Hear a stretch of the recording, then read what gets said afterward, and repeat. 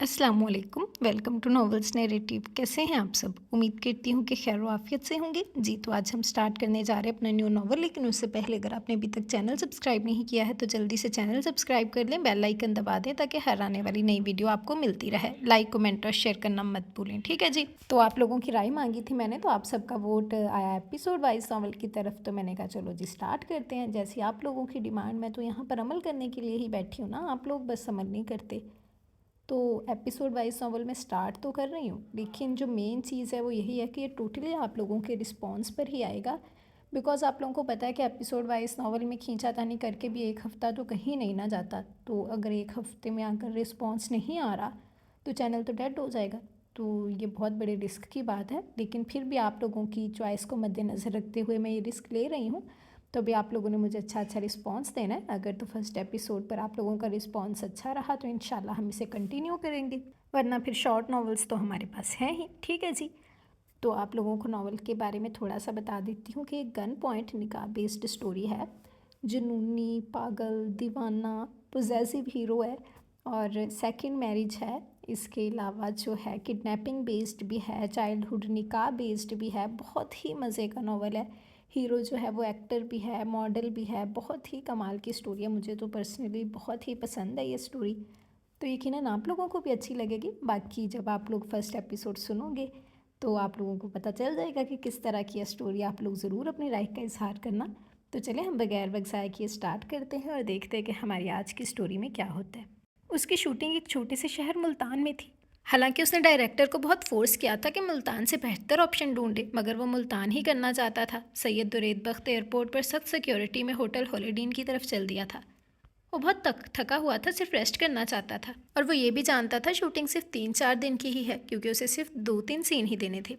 वो होटल पहुंचा और अपने रूम में आ गया। रूम खासा कुशादा और आरामदेह था। वो सुकून से जूतों समेत बेड पर गिरने वाले अंदाज में लेट गया। थकावट इतनी थी कि ना वो चेंज कर सका और ना बड़ी हवेली फ़ोन करके किसी से बात की, मगर उसने बड़ी हवेली को याद नहीं किया था। तो बड़ी हवेली वालों ने उसे याद कर लिया। फ़ोन ज़ोरों शोर से बज रहा था। उसने मुश्किल से अपनी आंखें खोली और फ़ोन उठा लिया।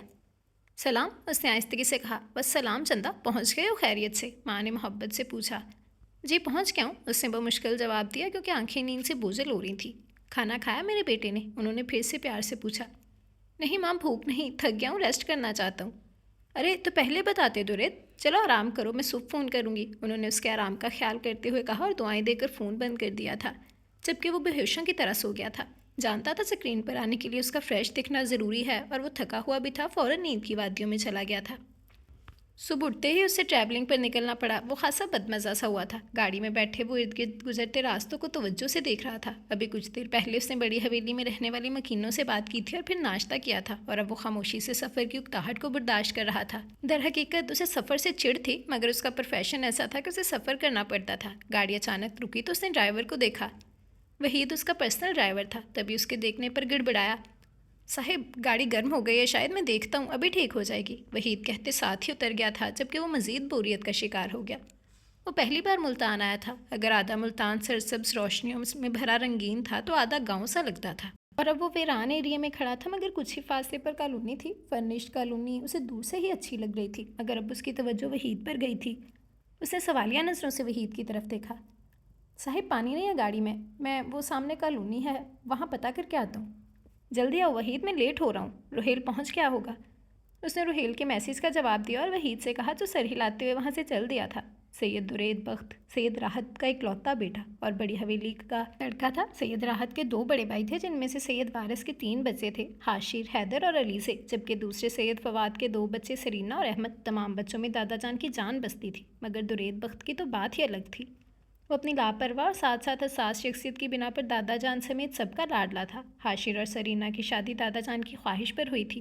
उनका फैसला अच्छा साबित हुआ था कि वो दोनों अपनी ज़िंदगी में बहुत खुश थे। हैदर की उसकी खालाजाद से मंगनी उसकी अपनी ख्वाहिश पर कर दी गई थी, जबकि अभी 6 माह पहले जब वो दुबई से शूटिंग करके लौटा तो दादा जान ने उसे भी पकड़ लिया था। पहले तो उसकी पसंद के बारे में पूछा कि आया वो किसी को पसंद करता है।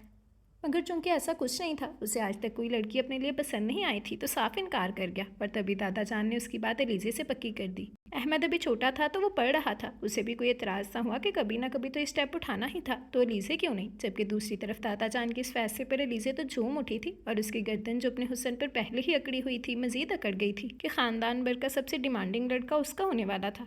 उसको वहीद का इंतज़ार करते बहुत देर हो गई थी, उसे वो कहीं नज़र नहीं आ रहा था। जबकि रोहेल फ़ोन कर करके उसका सर खा गया था। तभी उसने बाहर निकलकर कॉलोनी की तरफ कदम बढ़ाए थे। वो पाकिस्तान का जाना माना अदाकार था और उसकी फ़ैन फॉलोइंग भी दिन ब दिन बढ़ रही थी। डायरेक्टर्स उसके साथ काम करना चाह रहे थे, मगर उसने एक दो को ही हाथ दिया था क्योंकि वो डायरेक्टर्स के लिए खासा बदमिजाज साबित हो रहा था। उसके कदम कॉलोनी की तरफ रफ्तार से बढ़ रहे थे। वो कॉलोनी में पहुंचा और इधर उधर वहीद को देखने लगा था जो कहीं नजर न आया, मगर वहाँ मौजूद गार्ड पहले से आंखें फाड़े और अब मुस्कुरा कर देख रहा था। जबकि वहाँ मौजूद खवातीन, लड़कियों, लड़कों, हत्ता के मर्द हज़रात का भी यही हाल था। उसे इस वक्त अपनी गलती का शदीद एहसास हो रहा था। क्या ज़रूरत थी बाहर निकलने की, और अब जबकि वो सब उसकी तरफ 1 मिनट में झमगट्टा लगा चुके थे तो वो वहाँ से भाग भी नहीं सकता था। वो मसनूई मुस्कान चेहरे पर सजाए सबको ऑटोग्राफ, लड़कों और लड़कियों के साथ सेल्फियाँ बना रहा था। हत्ता के बच्चे भी माँ बाप के कहने पर उसके साथ सेल्फियाँ बना रहे थे। वो उकता चुका था इस सब से। सिक्योरिटी उसके साथ नहीं थी, वो खुद ही अकेला निकला था और अब पछता रहा था। क्या मुसीबत है मारूख, तुम तो ग्लू की तरह चिपक गई हो। अब घर चलो, सब हमारा वेट कर रहे होंगे। किसी की बेजार आवाज़ उसके कानों में पड़ी थी तो वो हैरान सा आवाज़ का ताकुब करने लगा। लो भला, ऐसा मुमकिन था जहाँ सैयद दुरेद बख्त खड़ा हो वहाँ से कोई जाना चाहे, और वो एक्टर था, इस वक्त का सबसे मशहूर एक्टर। ये सब चीज़ें उसकी वैल्यू बढ़ा रही थी। तो ये कौन थी जो वहाँ से जाना चाहती थी जहाँ दुरेद बख्त था। मगर इतनी भीड़ में वो आवाज़ का ताकुब ना कर सका। यार आबिश, देखो तो मुझे यकीन नहीं आ रहा, दुरेद बख्त मेरे सामने खड़ा है और हमारी सोसाइटी में भला कैसे आ गया। एक दो पिक्स तो खींचने दो। मारिफ तो पहले ही दुरेद बख्त की फ़ैन थी, फिदा हुए खड़ी थी। जबकि आबिश को आज तक ये समझ नहीं आया कि एक्टर्स जो कि मामूली से आम इंसानों की तरह इंसान हैं, ये लोग इनके पीछे कैसे पागल हो जाते हैं। वो एक्टर्स जिनकी खुद की अधूरी शख्सियत होती है, कैसे भला ये सब लोग उन पर मर जाते हैं। उसने एक पल को माहरूख की खुशी से तमतमाते चेहरे को देखा और फिर उसका हाथ झटक दिया। हम जा रहे हैं, तुम अपने दुरेद बख्त को देखती रहो, कोई अनोखी चीज़ है ना ये। उसके जैसे तुम्हारे पास 2 आंखें, 2 कान और ज़ुबान नहीं, तभी तुम मर रही हो उस पर। और याद रखना, हमसे भाईजान ने कुछ पूछा तो कह देंगे मारूफ बीबी एक आम से इंसान पर मर मिटी हैं। वो गुस्से से कहती मुड़ गई थी, जबकि दुरेद इस बदतमीज़ लड़की की सारी गुफ्तगू सुन चुका था और मारूफ भी दुरेद को देख चुकी थी कि वो उसकी बातें सुन चुका है। दुरेद और मारूफ की नजरें मिली भी, जिन्हें वो शर्मिंदगी से झुका गई थी। और फिर दुरेद वहाँ रुका नहीं क्योंकि वहीद भी आ चुका था और वो इस मजमे से उसे निकालता गाड़ी की तरफ ले आया था। जबकि मारूफ भी घर की तरफ चल दी जहाँ वो आबिश की क्लास हर हाल में लेने वाली थी। आबिश, तुम्हें तमीज़ है? कितनी बदतमीज़ी की है तुमने, और मुझे पक्का पता है कि वो तुम्हारी सारी गौहर अफशानियाँ सुन चुका था। हाँ तो सुन ले। हमें तो ये समझ नहीं आती आखिर तुम लोग इतने बेवकूफ़ कैसे हो और कैसे कि एक आम इंसान के फ़ैन बन गए। आबिश ने फ्रिज से पानी की बोतल निकाली और ग्लास में डालकर घूंट घूंट भरती उसे देखने लगी थी। तुम्हें अगर शहरियार भाई के अलावा दुनिया नज़र आए तो वो इस वक्त का टॉप एक्टर है जिसके साथ काम करने के लिए डायरेक्टर्स तड़प रहे हैं। एक तो तुम हमारे शहरियार के बारे में तमीज़ से बात करो, दूसरा हमें क्या वो फ्लॉप हो या हिट। उसने जैसे नाक से मक्खी उड़ाई थी, जबकि मारूफ तांत पीसती रह गई थी। आबिश समद खान की बेटी थी। समद खान की बीवी का इंतकाल आबिश की पैदाइश पर ही हो गया था। तभी उसकी परवरिश ताई माँ समद खान के बड़े भाई वजदान खान की बेगम ने की थी, जिनके खुद 2 बच्चे थे, शहरियार और मारूफ। जबकि समद और वजदान की एक बहन थी, आमना, जिनका एक ही बेटा था अरहम, जो कि आबिश को बहुत पसंद करता था। मगर भर्रियों की मर्ज़ी के मुताबिक आबिश और शहरियार की मंगनी कर दी गई। बाकी अभी किसी के बारे में बड़ों ने कोई फ़ैसला नहीं किया था। वो शूट करके होटल लौटा तो अब भी उसका मूड बहुत ख़राब था। सुबह उस बदतमीज़ लड़की की कही गई बातें उसके दिमाग में घूम रही थी। वो लोकेशन पर भी गुस्से में पहुंचा था और वहाँ भी अपना काम ठीक से ना कर सका। नॉनसेंस, इडियट गर्ल, वो मुँह ही मुँह में बड़बड़ाया। जूता उतार कर एक तरफ फेंका और टाई की नॉट ढीली करके उसने फ्रिज से बियर का कैन निकाल कर ठंडा ठंडा कैन होंठों से लगा लिया था। वो जानता था उसका गुस्सा बियर पीने से कम हो जाएगा। ऐसी लड़कियां सिर्फ तवज्जो हासिल करना चाहती हैं कि वो सब में मुनफरिद बात करके दूसरों को अपनी तरफ माइल कर सकें। ड्रामेबाज, जैसे उसने कभी स्क्रीन पर मुझे देखा ही नहीं, जैसे दूसरी लड़कियों की तरह मेरी आईडी ट्रेस ही नहीं की और अदाकारी करनी आती है बस। वो इधर उधर टहलता खुशफहमियों का शिकार हो रहा था। और जब अच्छी तरह उसने अपने आप को तसल्ली दे दी कि लाजमी तौर पर वो लड़की नाटक कर रही थी ताकि उसकी तवज्जो हासिल कर सके, तो वो सुकून से बेड पर लेट कर बियर पीने लगा था और साथ ही अंग्रेज़ी रोमांटिक नावल पनिशमेंट पढ़ने लगा। अब उसे बियर का असल मज़ा आ रहा था।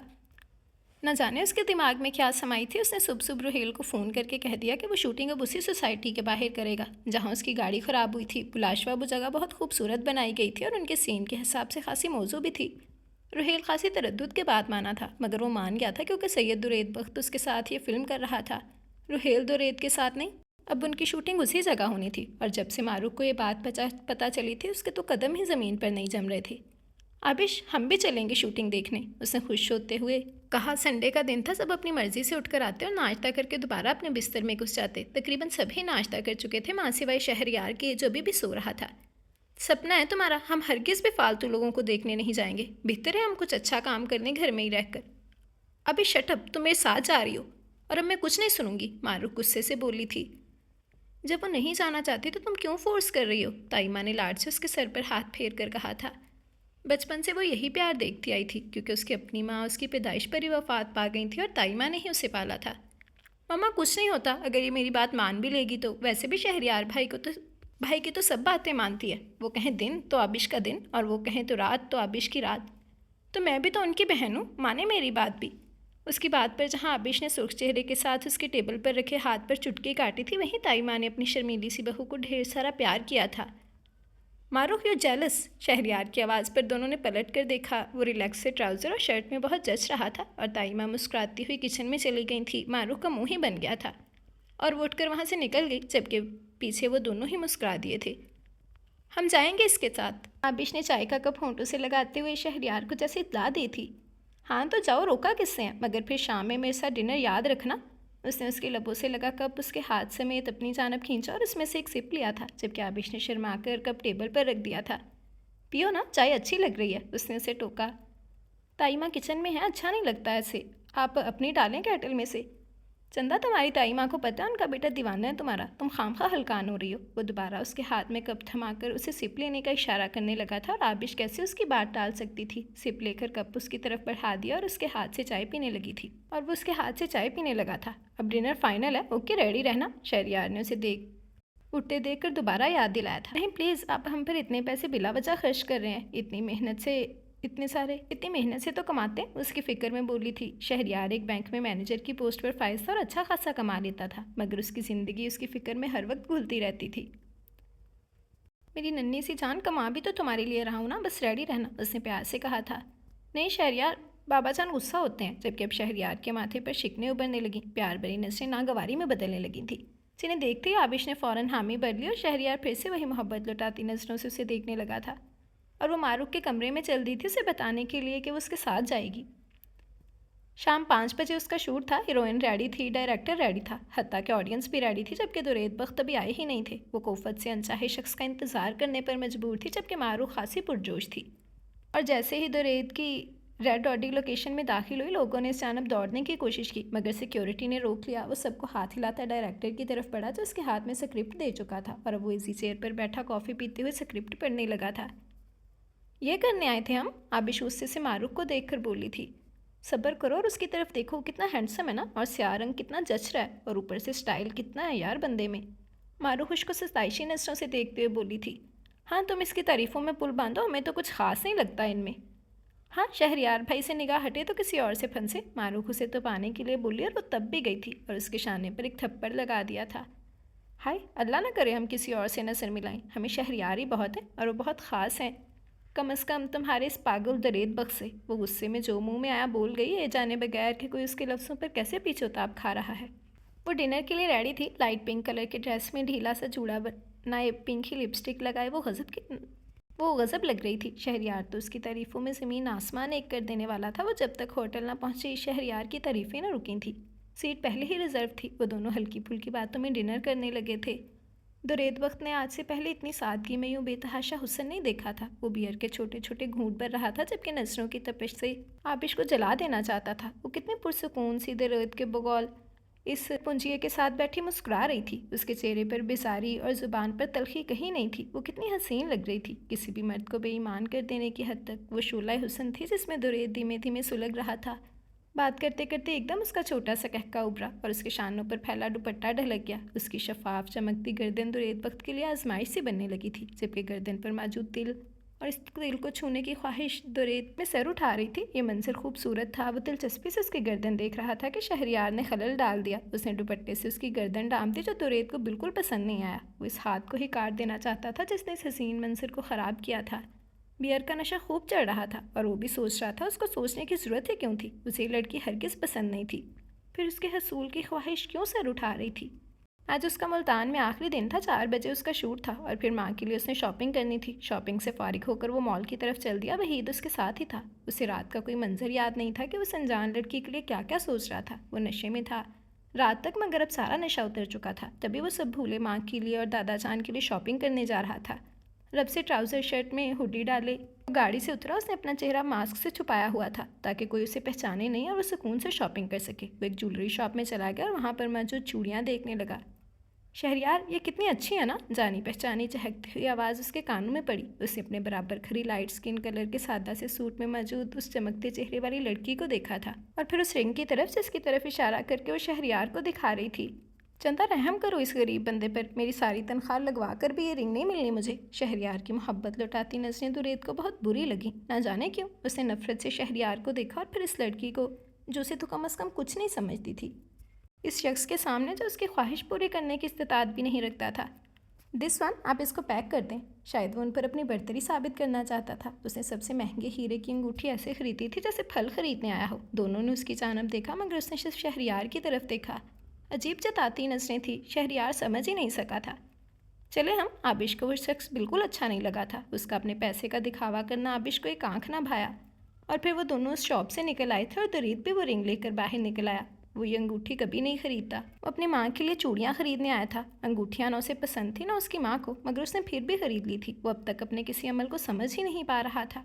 बड़ी हवेली आए हुए उसे 2 दिन हो गए थे, मगर उस अनजान लड़की ने जैसे उसका सुकून बर्बाद कर दिया था। ना उसे सुकून से सोने देती, ना ही कोई और काम करने दे रही थी। मगर घर वाले भी उसके खोए खोए रवैये की शिकायत करने लगे थे।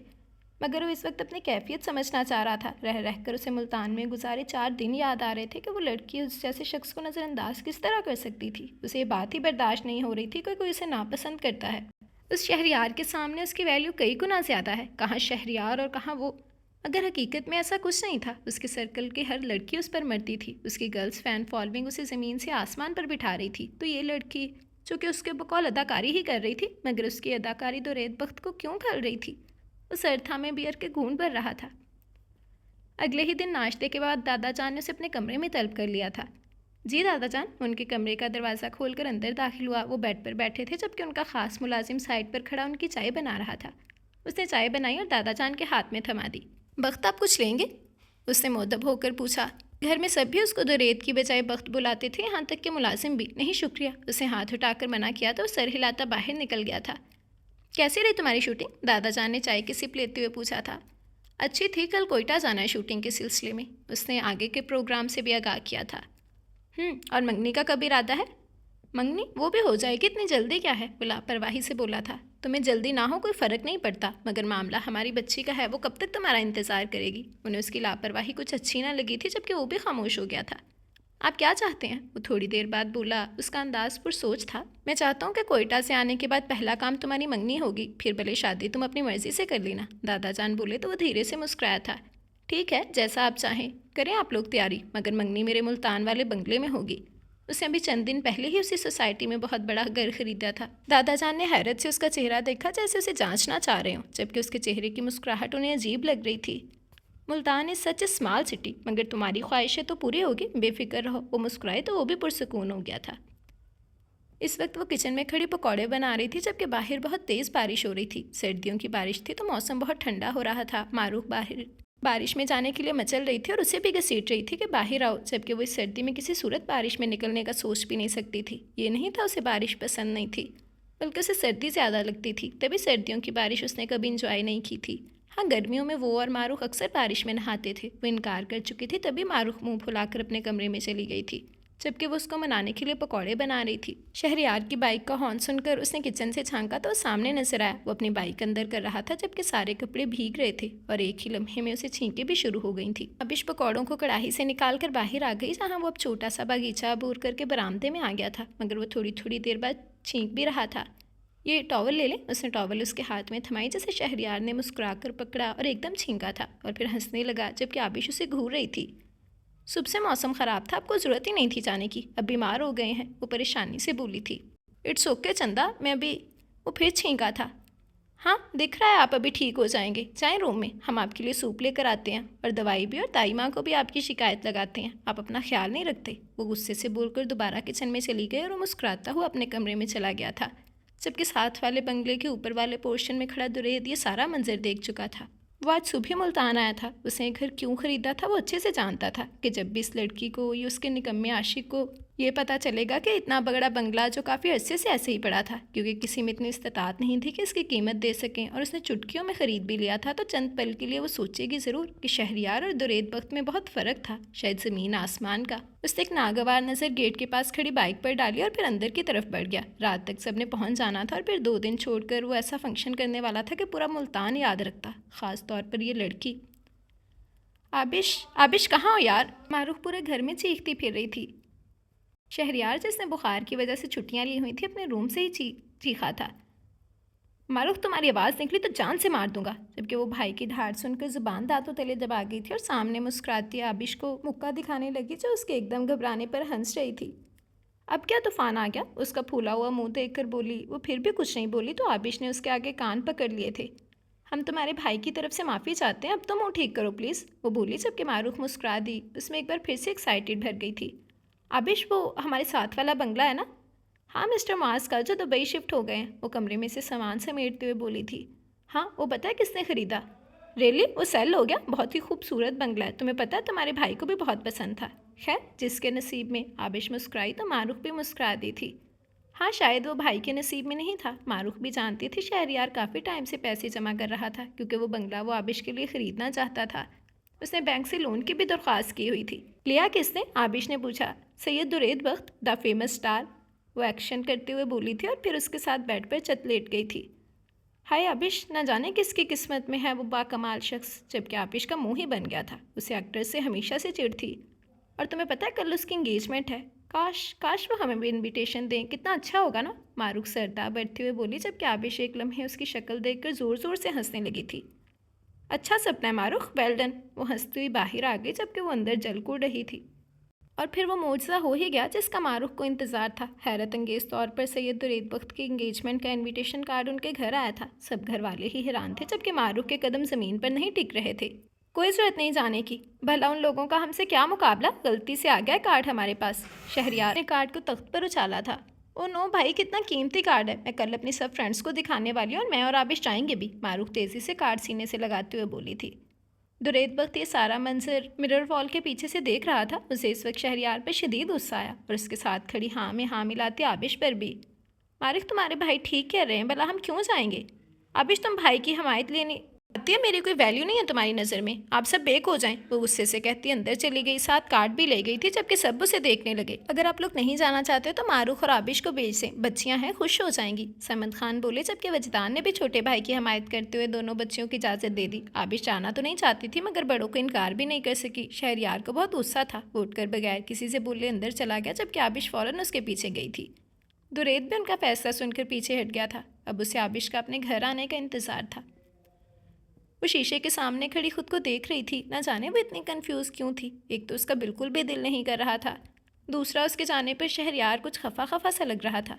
तभी वो बेदिली से तैयार हुई थी मगर फिर भी वो बहुत खूबसूरत लग रही थी। स्किन कलर के शिफॉन के सूट में उसकी गोरी रंगत खूब धमक रही थी। उसने बालों का ढीला सा जूड़ा बनाया हुआ था और आगे से कुछ कटी हुई लट्टियाँ उसके चेहरे पर आ रही थी। कानों में शहरयार की गिफ्ट किए हुए नफीस से ईयरिंग, जबकि मेकअप भी उसने बहुत हल्का फुल्का सा किया हुआ था। उसे लाइट कलर्स पसंद थे। मज़े की बात यह थी कि शहरयार को भी हल्के और नफीस कलर्स पसंद थे। कुदरत ने उनकी जोड़ी खूब बनाई थी। उसने कभी डार्क कलर्स नहीं पहने थे क्योंकि शहरयार को पसंद थे ही नहीं और वो उसका हर रंग अपना लेना चाहती थी। मारूख तैयार थी तो वो दोनों ताई माँ से इजाज़त लेती सैयद दुरेद बख्त के घर की तरफ चल दी थी। इतना बड़ा फंक्शन, वो हकीकी मायनों में यहाँ आकर परेशान हो गई थी। काफ़ी बड़े लॉन को खूबसूरत कमकमों और लाइटों से बहुत खूबसूरती से सजाया हुआ था। यहाँ इतने लोग थे कि उसे लग रहा था पूरा मुल्तान शहर इकट्ठा हो गया, मगर ये मुल्तान के लोग नहीं थे। आज़ाद खुले मालूम हो रहा था। यहाँ पर कोई पाबंदी नहीं है, सब अपनी मर्जी से इधर उधर फिर रहे थे। छोटी बड़ी लड़कियाँ, यहाँ तक कि ख़वातीन भी एक के बाद दूसरे मर्द के गले में मिल रही थी। कोई बेहूदगी का जश्न लग रहा था क्योंकि ख़वातीन के लिबास कुछ ज़्यादा स्टाइलिश और छोटे थे। यहाँ पर बहुत सारे और भी एक्टर्स और सियासतदान थे जिन्हें बस टीवी पर ही देखा था। एक तरफ बार था जहाँ पर मर्द हजरात नशे में झूल रहे थे, कहके लगा रहे थे। इस महफिल में मीडिया भी था जो बहुत तेज़ी से ये सब कैमरे की आंख में महफूज कर रहा था। आबिश के साथ साथ मारूफ भी परेशान हो गई थी। ऐसे फंक्शंस तो उन्होंने कभी अटेंड नहीं किए थे, मगर फिर भी वो दोनों हिम्मत करती एक टेबल पर बैठ गई और सामने दो रेत की तरफ देखा जो स्याह कुर्ते शलवार में बहुत हैंडसम लग रहा था, जबकि उसके साथ खड़ी शायद उसकी मंगेतर लग तो वो भी बहुत खूबसूरत रही थी, मगर उसका लिबास उन दोनों को ही नजरें झुकाने पर मजबूर कर गया था। डार्क ग्रीन कलर का टाइट पजामा और ऊपर मेहंदी कलर का स्लीवलेस गाउन था। गाउन जो कि उसके पाँव की एड़ी तक आ रहा था। आगे से सारा खुला था, यहाँ तक कि उसकी बैली भी नज़र आ रही थी, जबकि बैली के ऊपर बटनों की मदद से इसे बंद किया गया था और फिर गहरा गला उसके हुस्न को चार चांद लगा रहा था। महारत से किया गया मेकअप बहुत दिलकश लग रहा था। उसके बाल सारे खुले हुए थे, जबकि दुपट्टे का तसव्वुर भी नहीं था। पूरा गाउन कामदार था, जबकि पाँव में तकरीबन 6 इंच की तो हील थी ही। वो अच्छी तरह उसका मुआयना करके इधर उधर देखने लगी थी। हर जगह ही कुछ ना कुछ ऐसा था कि वो उनको देखने बैठ जाती। दुरेद और उसकी मंगेतर मुख्तलिफ पोज बना बना कर तस्वीरें बनवा रहे थे। दुरेद ने उसकी कमर में हाथ डाला हुआ था। लग रहा था वो पूरी दुरेद के सहारे खड़ी है। अगर उसने उसे छोड़ा तो ज़रूर वो ज़मीन बोस हो जाएगी। कुछ ही देर में सारा मीडिया इन दोनों की तरफ दौड़ा। शायद वो उसको अंगूठी पहनाने वाले थे और फिर बहुत सारी तालियों की गूंज में दुरेद ने अलीसे को अंगूठी पहनाई थी और झुककर उसने सबके सामने उसके गाल पर किस की। आबिश तो हक्को तक देखती रह गई थी। उसने घूर कर मारूख की तरफ देखा था जो खुद शर्मिंदा से खड़ी थी। अब चले, उसे मारूख को देखा जो सर हिलाकर उठी थी। एक्सक्यूज़ मी, खालिस अंग्रेज़ी लहजे में किसी ने उन्हें मुखातिब किया था। अब के दुरेद की भी नज़र उन पर पड़ी थी। उसके चेहरे पर भरपूर मुस्कुराहट उभरी। अभी वो उनकी तरफ बढ़ता है कि उसकी आंटी ने उन्हें जा लिया था। उसे अपने कदम वहीं रोक लिया और उनके दरमियान होने वाली गुफ्तगू पर तवज्जो की थी। जी, ना चाहते हुए भी आबिश का लहजा काँप गया था। आप दुरानी साहिब की बेटी हैं? उन्होंने बड़े शीरी लहजे में पूछा। नहीं, आबिश बोली। फिर? अब के वो कुछ अकड़ कर बोली। वो हम आपके पड़ोस में रहते हैं। आबिश हिचकिचाते हुए बोली थी। तो किसने इनवाइट किया तुम दोनों को? वो तेवरी चढ़ाकर बोली। आबिश का चेहरा पल में सुर्ख हो गया, जबकि आंखों में आंसू भरने लगे थे। यह गलत हो रहा था, वो जानता था, मगर पता नहीं क्यों वो वहाँ नहीं गया। वो दूर खड़ा तमाशा देख रहा था। वो हमारे घर इनविटेशन कार्ड आया था तो उसके बोलने से पहले वो हंसने लगी, जबकि आबिश का बस नहीं चल रहा था कि वो यहाँ से उड़कर चली जाए। देखने में तो किसी शरीफ घराने की लगती हो, मगर काम बहुत छो वाला किया। जानती हूँ मैं तुम जैसे मिडिल क्लास लोगों का एडवेंचर। खैर, अब तुम जा सकती हो। दुरेद को नगीन आंटी पर बहुत गुस्सा आने लगा। वो उसके बुलाए गए मेहमानों को कैसे ट्रीट कर रही थी। उसने कदम उनकी तरफ बढ़ा दिए। अभी वो उनके करीब जाता ही कि आबिश ने मारूफ का हाथ पकड़ा और बाहर की तरफ भाग गई थी। उसका जूड़ा खुल चुका था। लंबे बाल नागिन की तरह उसकी कमर पर इधर उधर नाचने लगे थे। वो चेहरे पर से बार बार आंसू साफ कर रही थी। पल में वो लॉन से बाहर और फिर मेन गेट से भी बाहर निकल गई थी। अरे वक्त यहाँ क्यों आ गए बेटा? लीसे के पास चलते हैं, वो आपको बुला रही है। वो खामोशी से उनके साथ हो लिया, मगर उसके आंसू और उसके लहराते बाल जहन की स्क्रीन पर चिपक गए थे। मारूफ चैनल सर्चिंग में मसरूफ़ थे कि अचानक ही दुरेद बख्त का इंटरव्यू आ गया। वो अपनी नई आने वाली फ़िल्म को प्रमोट करने के लिए एक मॉर्निंग शो में बैठा था। वैसे तो वो दुरेद की तमाम इंटरव्यू सुनती थी, मगर अब फ़ौरन से चैनल तब्दील कर दिया। कल जो उनके साथ हुआ, क्या उसके बाद भी वो इसका इंटरव्यू देखती? कभी भी नहीं। उन्होंने कल की बात ना घर वालों से डिस्कस की थी और ना ही खुद से। बस मारूफ ने आबिश से मुआज़रत ज़रूर की थी, क्योंकि जो भी हुआ वो गलत तो था ही, मगर वो मारूफ की ज़िद पर गई थी और उन आंटी ने किस तरह उसकी बेइज्जती की थी। आबिश, खाना बन गया? ताईमा ने किचन में झांक कर पूछा। आजकल उनकी तबीयत ज़रा ख़राब रहती थी, तभी कुकिंग आबिश जबकि सफाई वगैरह मारूफ करती थी। जी बस ताईमा, बन गया है, वो पुलाव को दम लगाते हुए बोली थी। ठीक है मारूफ बेटा, बहन की हेल्प करो, देखो दो दो हांडियाँ बना रही है, उन्होंने मारूफ से कहा था, जो उठकर किचन में आई और सामान टेबल पर रखने लगी। कुछ ही देर में इन दोनों ने सारा खाना टेबल पर लगा दिया और फिर वो दोनों सुकून से बातों के दरमियान दोपहर का खाना खाने लगी थी, क्योंकि घर के मर्द हजरात तो अपने अपने कामों पर गए हुए थे। इस वक्त कौन आ गया? डोरबेल की आवाज़ पर तायम्मा बोली तो आबिश दरवाज़ा खोलने के लिए उठ गई। अक्सर शहरियार दोपहर का खाना घर पर खाता था। उसे यकीन था शहरियार ही होगा, तभी जल्दी से दरवाज़ा खोला और पीठ मोड़कर खड़ी हो गई। कुछ इस तरह के आने वाला अंदर नहीं आ सकता था। सुबह हमसे मिले बगैर गए थे ना, हम नाराज़ हैं आपसे और अपने हाथ का खाना भी नहीं खाने देंगे, वो नाराज़गी से बोल रही थी। दुरेद ने उसकी पीठ पर बल खाती चूटी को एक नज़र देखा जो कल से उसे डिस्टर्ब कर रही थी, और फिर उसके नाराज़गी के इस अंदाज पर वो मुस्कुराया था। उसे पता था ये नाराज़गी का इजहार उसके लिए नहीं था, मगर हो तो सकता था। वो सोच कर रह गया, फिर ध्यान झटकता उसकी कमर को देखने लगा। ओके, आइंदा आपको ऐसी शिकायत नहीं मिलेगी। अपनी लापरवाही पर माजरत चाहता हूँ। उसके बोलने की देर थी वो एक झटके से पलटी और आंखें फटी की फटी रह गईं। दुरेद को मज़ा आया उसका ऐसा रिस्पॉन्स देकर। भला दुरेद वक्त को अपने घर के दरवाजे पर देखकर उसका हक था कि वह ऐसा ही रिस्पॉन्स दे। आप? वो चाहकर भी ये पूछ ना पाई कि क्यों आए हैं। अरे आबिश बेटा, कौन आया है जो दरवाजे पर ही लिए खड़ी हो? अंदर ले आओ बेटा। ताई माँ की आवाज़ पर वो और भी परेशान हो गई थी, जबकि उसकी बुखलाहट दुरेद को मज़ा दे गई थी। शायद वो हमें अंदर बुला रही हैं। वो फिर से ढीठपन के तमाम रिकॉर्ड तोड़ते हुए अंदर कदम बढ़ाकर बोला था। मारूख तो उसे मुंह खोले देख रही थी, जबकि ताई माँ उसे पहचान न सकी क्योंकि वो टीवी नहीं देखती थी। आई एम सॉरी, शायद मैं गलत वक्त पर आ गया, उसने माजरत ख़ाना लहजे में कहा था। बेटा मैं माफ़ी चाहती हूँ मगर आपको पहचानी नहीं मैं। ताई माँ के कहने पर वो हंस दिया था। जी क्या मैं बैठ सकता हूँ? अरे हाँ हाँ बैठो बेटा, बल्कि कुछ लो भी। उन्होंने उसे खाने की टेबल पर बिठा लिया था। यहाँ तो सब भी जानते थे कि ताई माँ कितनी मेहमान नवाज थी। अपना या पराया वो हर किसी के साथ मोहब्बत से पेश आती थी, और वैसे भी ये लड़का उन्हें बहुत महज़ब लगा था। थैंक यू, मगर मैम आपकी बेटी ने तो अभी बाहर कहा है कि वो मुझे खाना नहीं खाने देंगी अपने हाथों का। वो शायद कुछ ज़्यादा ही मुंह फटता। आबिश तो गड़बड़ा गई थी, जबकि मारूख हैरानगी से और तायम्मा शर्मिंदगी से आबिश को देखने लगी थी। बस बेटा जल्दी है, मेहमान तो अल्लाह की रहमत होता है, तुम खाओ। और तुम दोनों क्यों खड़ी हो? बैठो खाना खाओ। ताई माँ के बोलने पर वो दोनों किसी ट्रांस की कैफियत में कुर्सियों पर बैठ गई थी, जबकि दुरेद ने कभी खुद से खाना नहीं निकाला था, तभी हाथ रोके बैठा रहा था। वो जिस काम के लिए आया था पहले वो कर लेता तो ज़्यादा बेहतर था। पहले ही वो डिटाई के तमाम रिकॉर्ड तोड़ ही चुका था। मैम, दुरेद ने बात का आगाज़ शुरू किया। बेटा आप मुझे आंटी कह सकते हो, ताई माँ बोली, जबकि वो मुस्कुराते हुए दोबारा बोला था। एक्चुअली आंटी मैं आप लोगों से बल्कि ख़ास तौर पर आपकी बड़ी बेटी से पर्सनली माजरत करने के लिए आया हूँ। कल जो कुछ भी हुआ वो गलत था और मैं अपने घर वालों के रवैये पर शदीद शर्मिंदा हूँ। उसके खामोश होते ही ताईमा ने आबिश की तरफ देखा। कल क्या हुआ था आबिश? आबिश? पहली बार उसे इस लड़की का नाम पता चला था जो बहुत घबराई हुई लग रही थी, और फिर आबिश ने तमाम तर बात ताईमा को बता दी थी। अब आप यहाँ से जा सकते हैं। शहरियार की गुस्से से भरी आवाज़ पर सब उसकी तरफ मुतवज्जो हुए। दुरेद का भी उसको देखकर मुंह बन गया था। गलत बात शहरियार, वो हमारे घर मेहमान है। ताईमा ने शहरियार को डपटा था। अव्वल तो मेहमान वो होते हैं जिनको खुद बुलाया जाए, और ना हमने इनको बुलाया, ना ही इनके अपने घर वाले मेहमान नवाजी के असूलों से आश नहीं रखते हैं, तो इन्हें आदत होनी चाहिए। मेहरबानी करके आप यहाँ से चले जाएं। शहरियार उसका खासा लिहाज कर रहा था, क्योंकि उसे यही बात पसंद नहीं आ रही थी कि किसी ने उसकी आबिश की बेइज्जती की थी। गुस्सा तो उसे आबिश पर भी था कि उसने उसे कुछ क्यों नहीं बताया था, और दूसरी तरफ दुरेद भी सिर्फ आबिश की वजह से उनके घर पर खड़ा था। वरना ये दो कौड़ी के लोग क्या और इनकी औकात क्या? जानते हो मैं कौन हूँ? दुरेद संजीदगी से उसकी शक्ल देखता उसकी तरफ बढ़ा था। जी जानता हूँ, बहुत अच्छे से, और आप लोगों के इखलाक का भी बखूबी अंदाज़ा हो गया कि अमीरों की माएँ अपने बच्चों की तरबियत नहीं कर सकती, और शायद उन खातून की माँ ने उनकी तरबियत बेहतर नहीं की, तभी वो इतनी बदलिहाज हैं। शहरियार के जो मुंह में आया उससे मैं बोलता चला गया, जबकि दुरेद का तो खून ही खौल उठा था। बकवास बंद करो अपनी। उसने एक झटके से उसका गिरेबान पकड़ लिया, जबकि इस अचानक इफ्तार पर आबिश की चीख निकल गई थी। ताई माँ भी परेशान हो गई, जबकि मारूफ ने कांपते हुए बाप को फ़ोन मिलाना चाहा। 2 टके के कम्प्लेक्स के मारे हुए इंसान, तुम मुझे बताओगे कि हमारी क्लास की माएँ अपनी औलाद की अच्छी तरबियत नहीं कर सकती? ये मेरी माँ की ही तरबियत है जो यहाँ खड़ा एक्सक्यूज़ कर रहा था, और तुमने भी बखूबी बता दिया कि मिडिल क्लास लोग मिडिल क्लास ही होते हैं, पस्त हौसले, जो खुद कुछ नहीं कर सकते सिवाय भौंकने के। Get out. शहरियार अपना गिरेबान उससे छुड़वाते हुए चिल्लाया था, जबकि दुरेद ने गुस्से से शहरियार पर मुक्का ही तान लिया था। प्लीज़ प्लीज़ छोड़ दें इन्हें, आप हमें माफ़ कर दें, इनकी तरफ से हम माफ़ी मांगते हैं। प्लीज़ आप चले जाएं यहाँ से, प्लीज़। दुरेद उसकी भीगी भीगी आंखों में देखने लगा, जबकि शहरियार आबिश को घूर रहा था।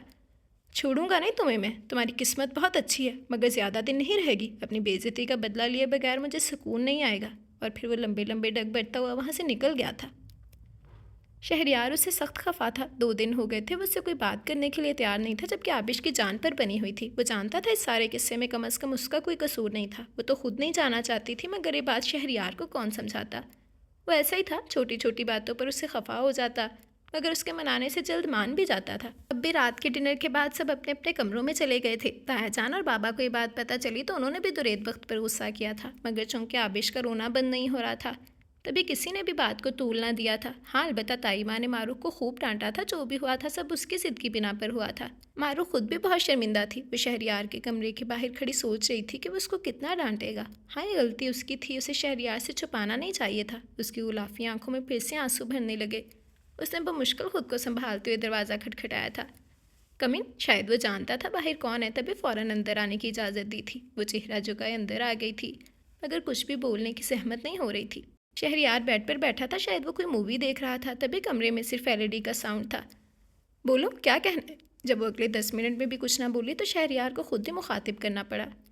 वो हमें माफ़ कर दें शहरयार, और कहते साथ ही वो दोनों हाथों में चेहरा छुपाए फूट फूट कर रोती थी। उसे हरगिज़ भी शहरयार का उसे नज़रअंदाज करना बर्दाश्त नहीं हो रहा था। शहरयार ने एक लंबा सांस खींचा और चलता हुआ उसके पास आ गया। रो क्यों रही हो? उसने उसके चेहरे पर से हाथ हटाए। आप हमसे बात नहीं कर रहे, 2 दिन हो गए हैं। आपने हमसे अपना कोई काम नहीं करवाया। हम जानते हैं गलती हमारी है, हमें जाना नहीं चाहिए था। मगर प्लीज़ आप ऐसे मत करें। आप हमें सज़ा दें। मगर ये शर्त में हरी नहीं प्लीज़। वो उसके हाथ थामे बेबसी की इंतहा पर थी। शहरयार मुस्कुरा दिया। उसे अच्छा लगा कि आबिश की नज़र में उसकी कितनी अहमियत थी। 2 दिन भी वो उससे दूरी बर्दाश्त ना कर सकी। ये आंसू बहुत कीमती हैं, उन्हें यूँ ज़ाया मत करो। मगर आज के बाद तुम मुझसे कुछ नहीं छुपाओगी। आबिश तुम बहुत मासूम हो। जो भी इस वक्त देख रहा था, जो मैं उस वक्त देख रहा था, वो तुमने नहीं देखा। मैं तुम्हें खोना नहीं चाहता। तुम सिर्फ और सिर्फ शहरयार की हो, और अब मैं अपनी ज़िंदगी से बिल्कुल भी नाराज़ नहीं हूँ। और रही बात सज़ा की, तो हाँ, वो तो तुम्हें मिलेगी। वो शरारती लहजे में मुस्कुराया तो आबिश ने सवालिया नज़रों से देखा था। कैसी सज़ा? वो मुतमिन होकर चेहरे से आंसू साफ कर ही रही थी कि शहरयार ने रोक दिया और दोनों हाथों में मोहब्बत से उसका चेहरा थामा और अंगूठों की मदद से उसके आंसू साफ किए और उसकी उलझी उलझी लटों को प्यार से कान के पीछे किया था। चांद का चूमा हुआ सुर्ख गुलाबी चेहरा, ऐसी ठंडक है जो आग लगा देती है।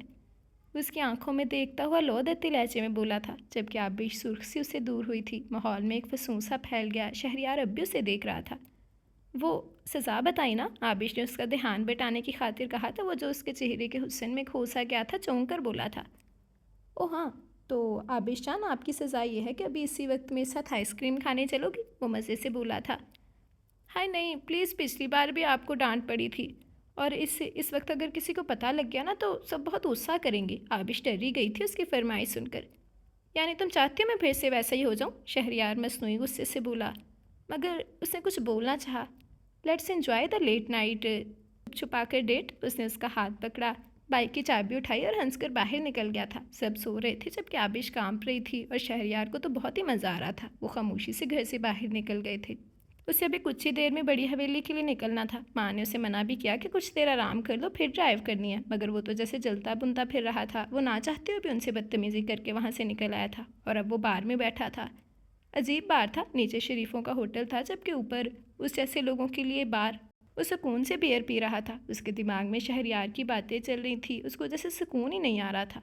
वो जाता ही नहीं वहाँ। वो मिडिल क्लास लड़की इतनी अहमियत तो नहीं रखती थी कि वो उसकी वजह से वहाँ माफ़ी मांगने के लिए पहुँच गया। और उस जाहिल शख्स ने किस तरह उसकी बेइज्जती कर दी थी। अपर क्लास के लोग भी कमाल होते हैं, उन्हें अपनी बेइज्जती खलती है, जबकि वो कितनी भी दोस्तों की करते कम ही लगती है। और यही हाल उसका था। वो काफ़ी ज़्यादा नशा कर चुका था, और अगर और करता तो अपने कदमों पर ना चल सकता। तभी उठा की चेन, मोबाइल और वॉलेट उठाया और नीचे सीढ़ियाँ उतरने लगा। लोग बहुत कम थे, तभी किसी ने उस पर तवज्जो नहीं दी, वरना आजकल उसका बाहर निकलना दुश्वार हो गया था। उसे सीढ़ियों से उतरते हुए सिगरेट सुलगाई और होंठों में दबा ली थी। वो बाहर निकलना चाहता था, तभी अचानक ही रुक गया था। सामने उसकी नज़र आबिश और शहरयार पर गई। दोनों ही हंसते हुए आइसक्रीम खा रहे थे। उस लड़की को नहीं देखना चाहता था। उसका मुस्कुराता, शर्माता, हयादार चेहरा उसका सुकून गारत कर रहा था। मगर उसे इस लड़की पर गुस्सा भी आने लगा। आखिर क्या था इस खाली जेब शहरयार में, जो उसके साथ तो खुश खुश थी, मगर उसकी नज़र में दुरेद बख्त की कोई वक़्त ही नहीं थी। वो कांपते हाथों से सिगरेट के गहरे गहरे कुछ ले रहा था, जबकि साथ आबिश को भी घूर रहा था। वहाँ हॉल में लाइट सा म्यूज़िक चल रहा था। वो इस साइड पर चल दिया। वहाँ का म्यूजिशियन दुरेद को देखते ही उठ खड़ा हुआ। सर आप? लड़की की कैफियत बुखलाई हुई थी। दुरेद ने उसके हाथ से गिटार लिया तो उसने भी छट उसके हाथ में थमा दिया था। दुरेद चेयर पर रिलैक्स अंदाज में बैठ गया। उसकी उंगलियां गिटार पर धुन बजाने लगी थी। हॉल में चंद ही लोग थे, तभी सब उसकी तरफ मुतवज्जो हुए। शहरयार और आबिश भी।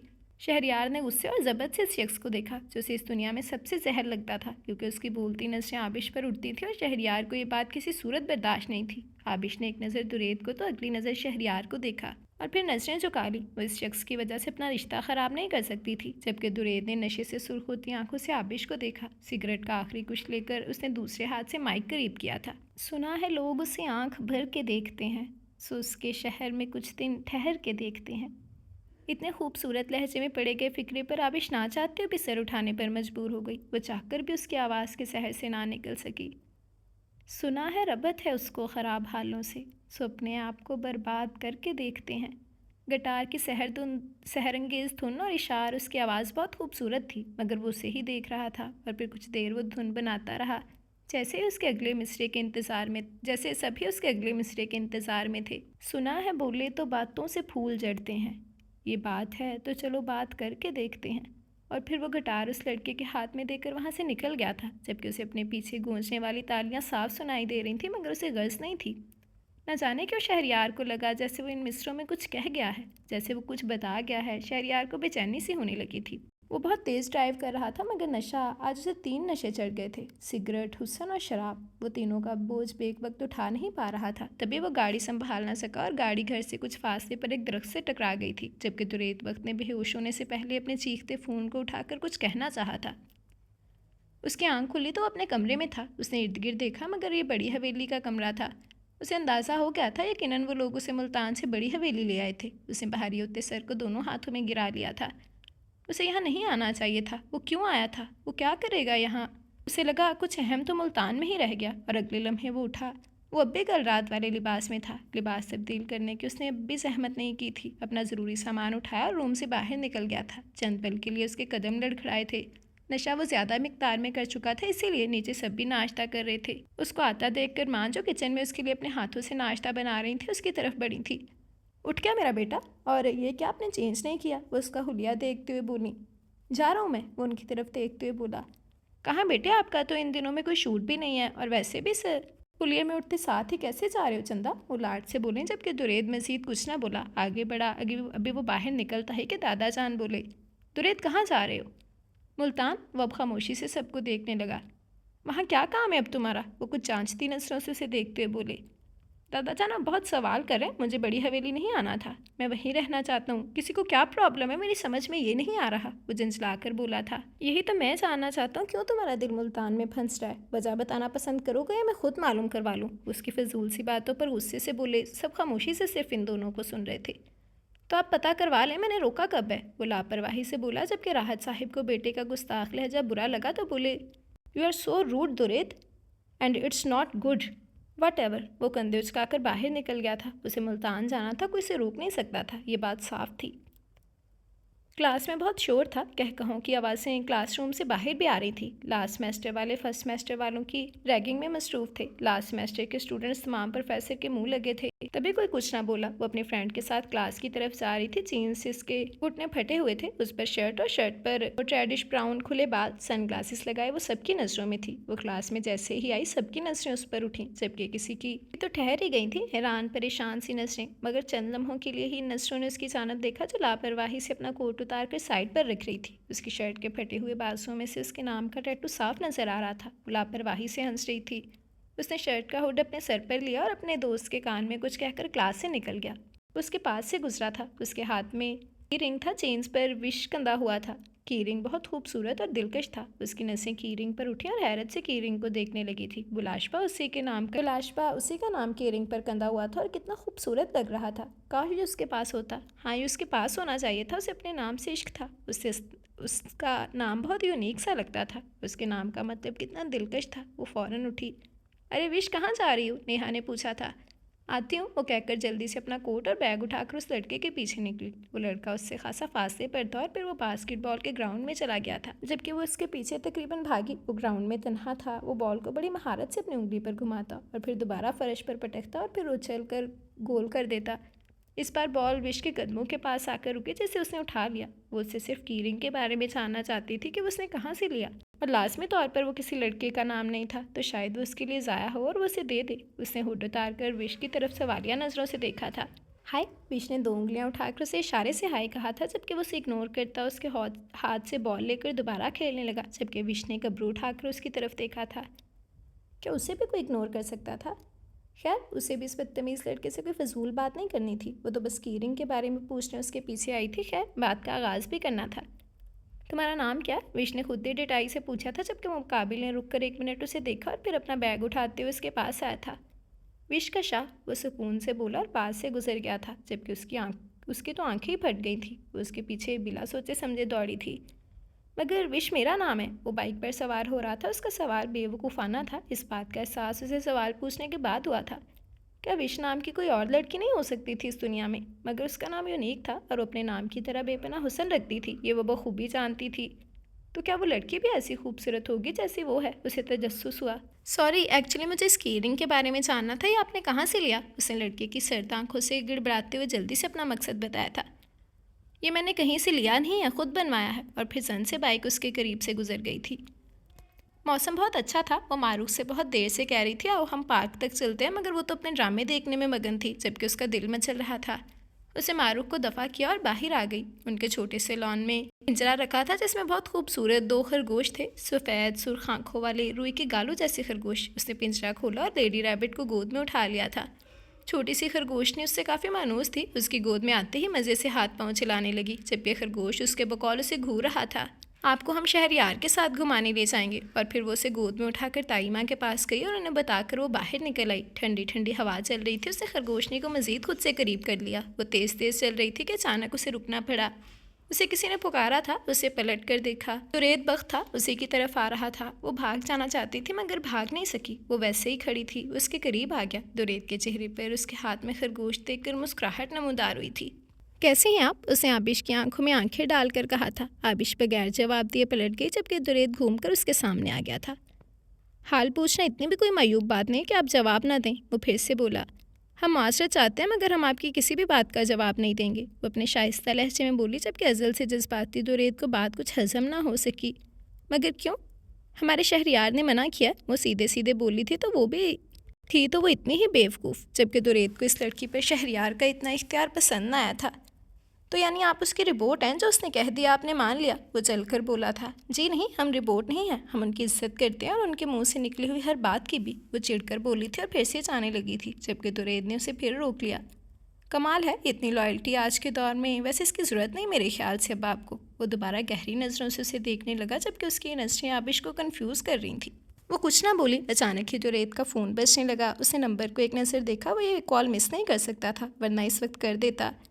कल दोबारा यही मुलाकात होगी, ओके? अंदाज तहक्कुम भरा था। उसने फ़ोन कॉल अटेंड की, जबकि आबिश हैरत से उसकी पुश्त देखने लगी थी। और फिर उसका मूड ख़राब हो गया। वो दोबारा घर चली गई थी, क्योंकि दुरेद वक्त की बात को उसने सर पर से नामहसूस तरीके से झाड़ दिया था।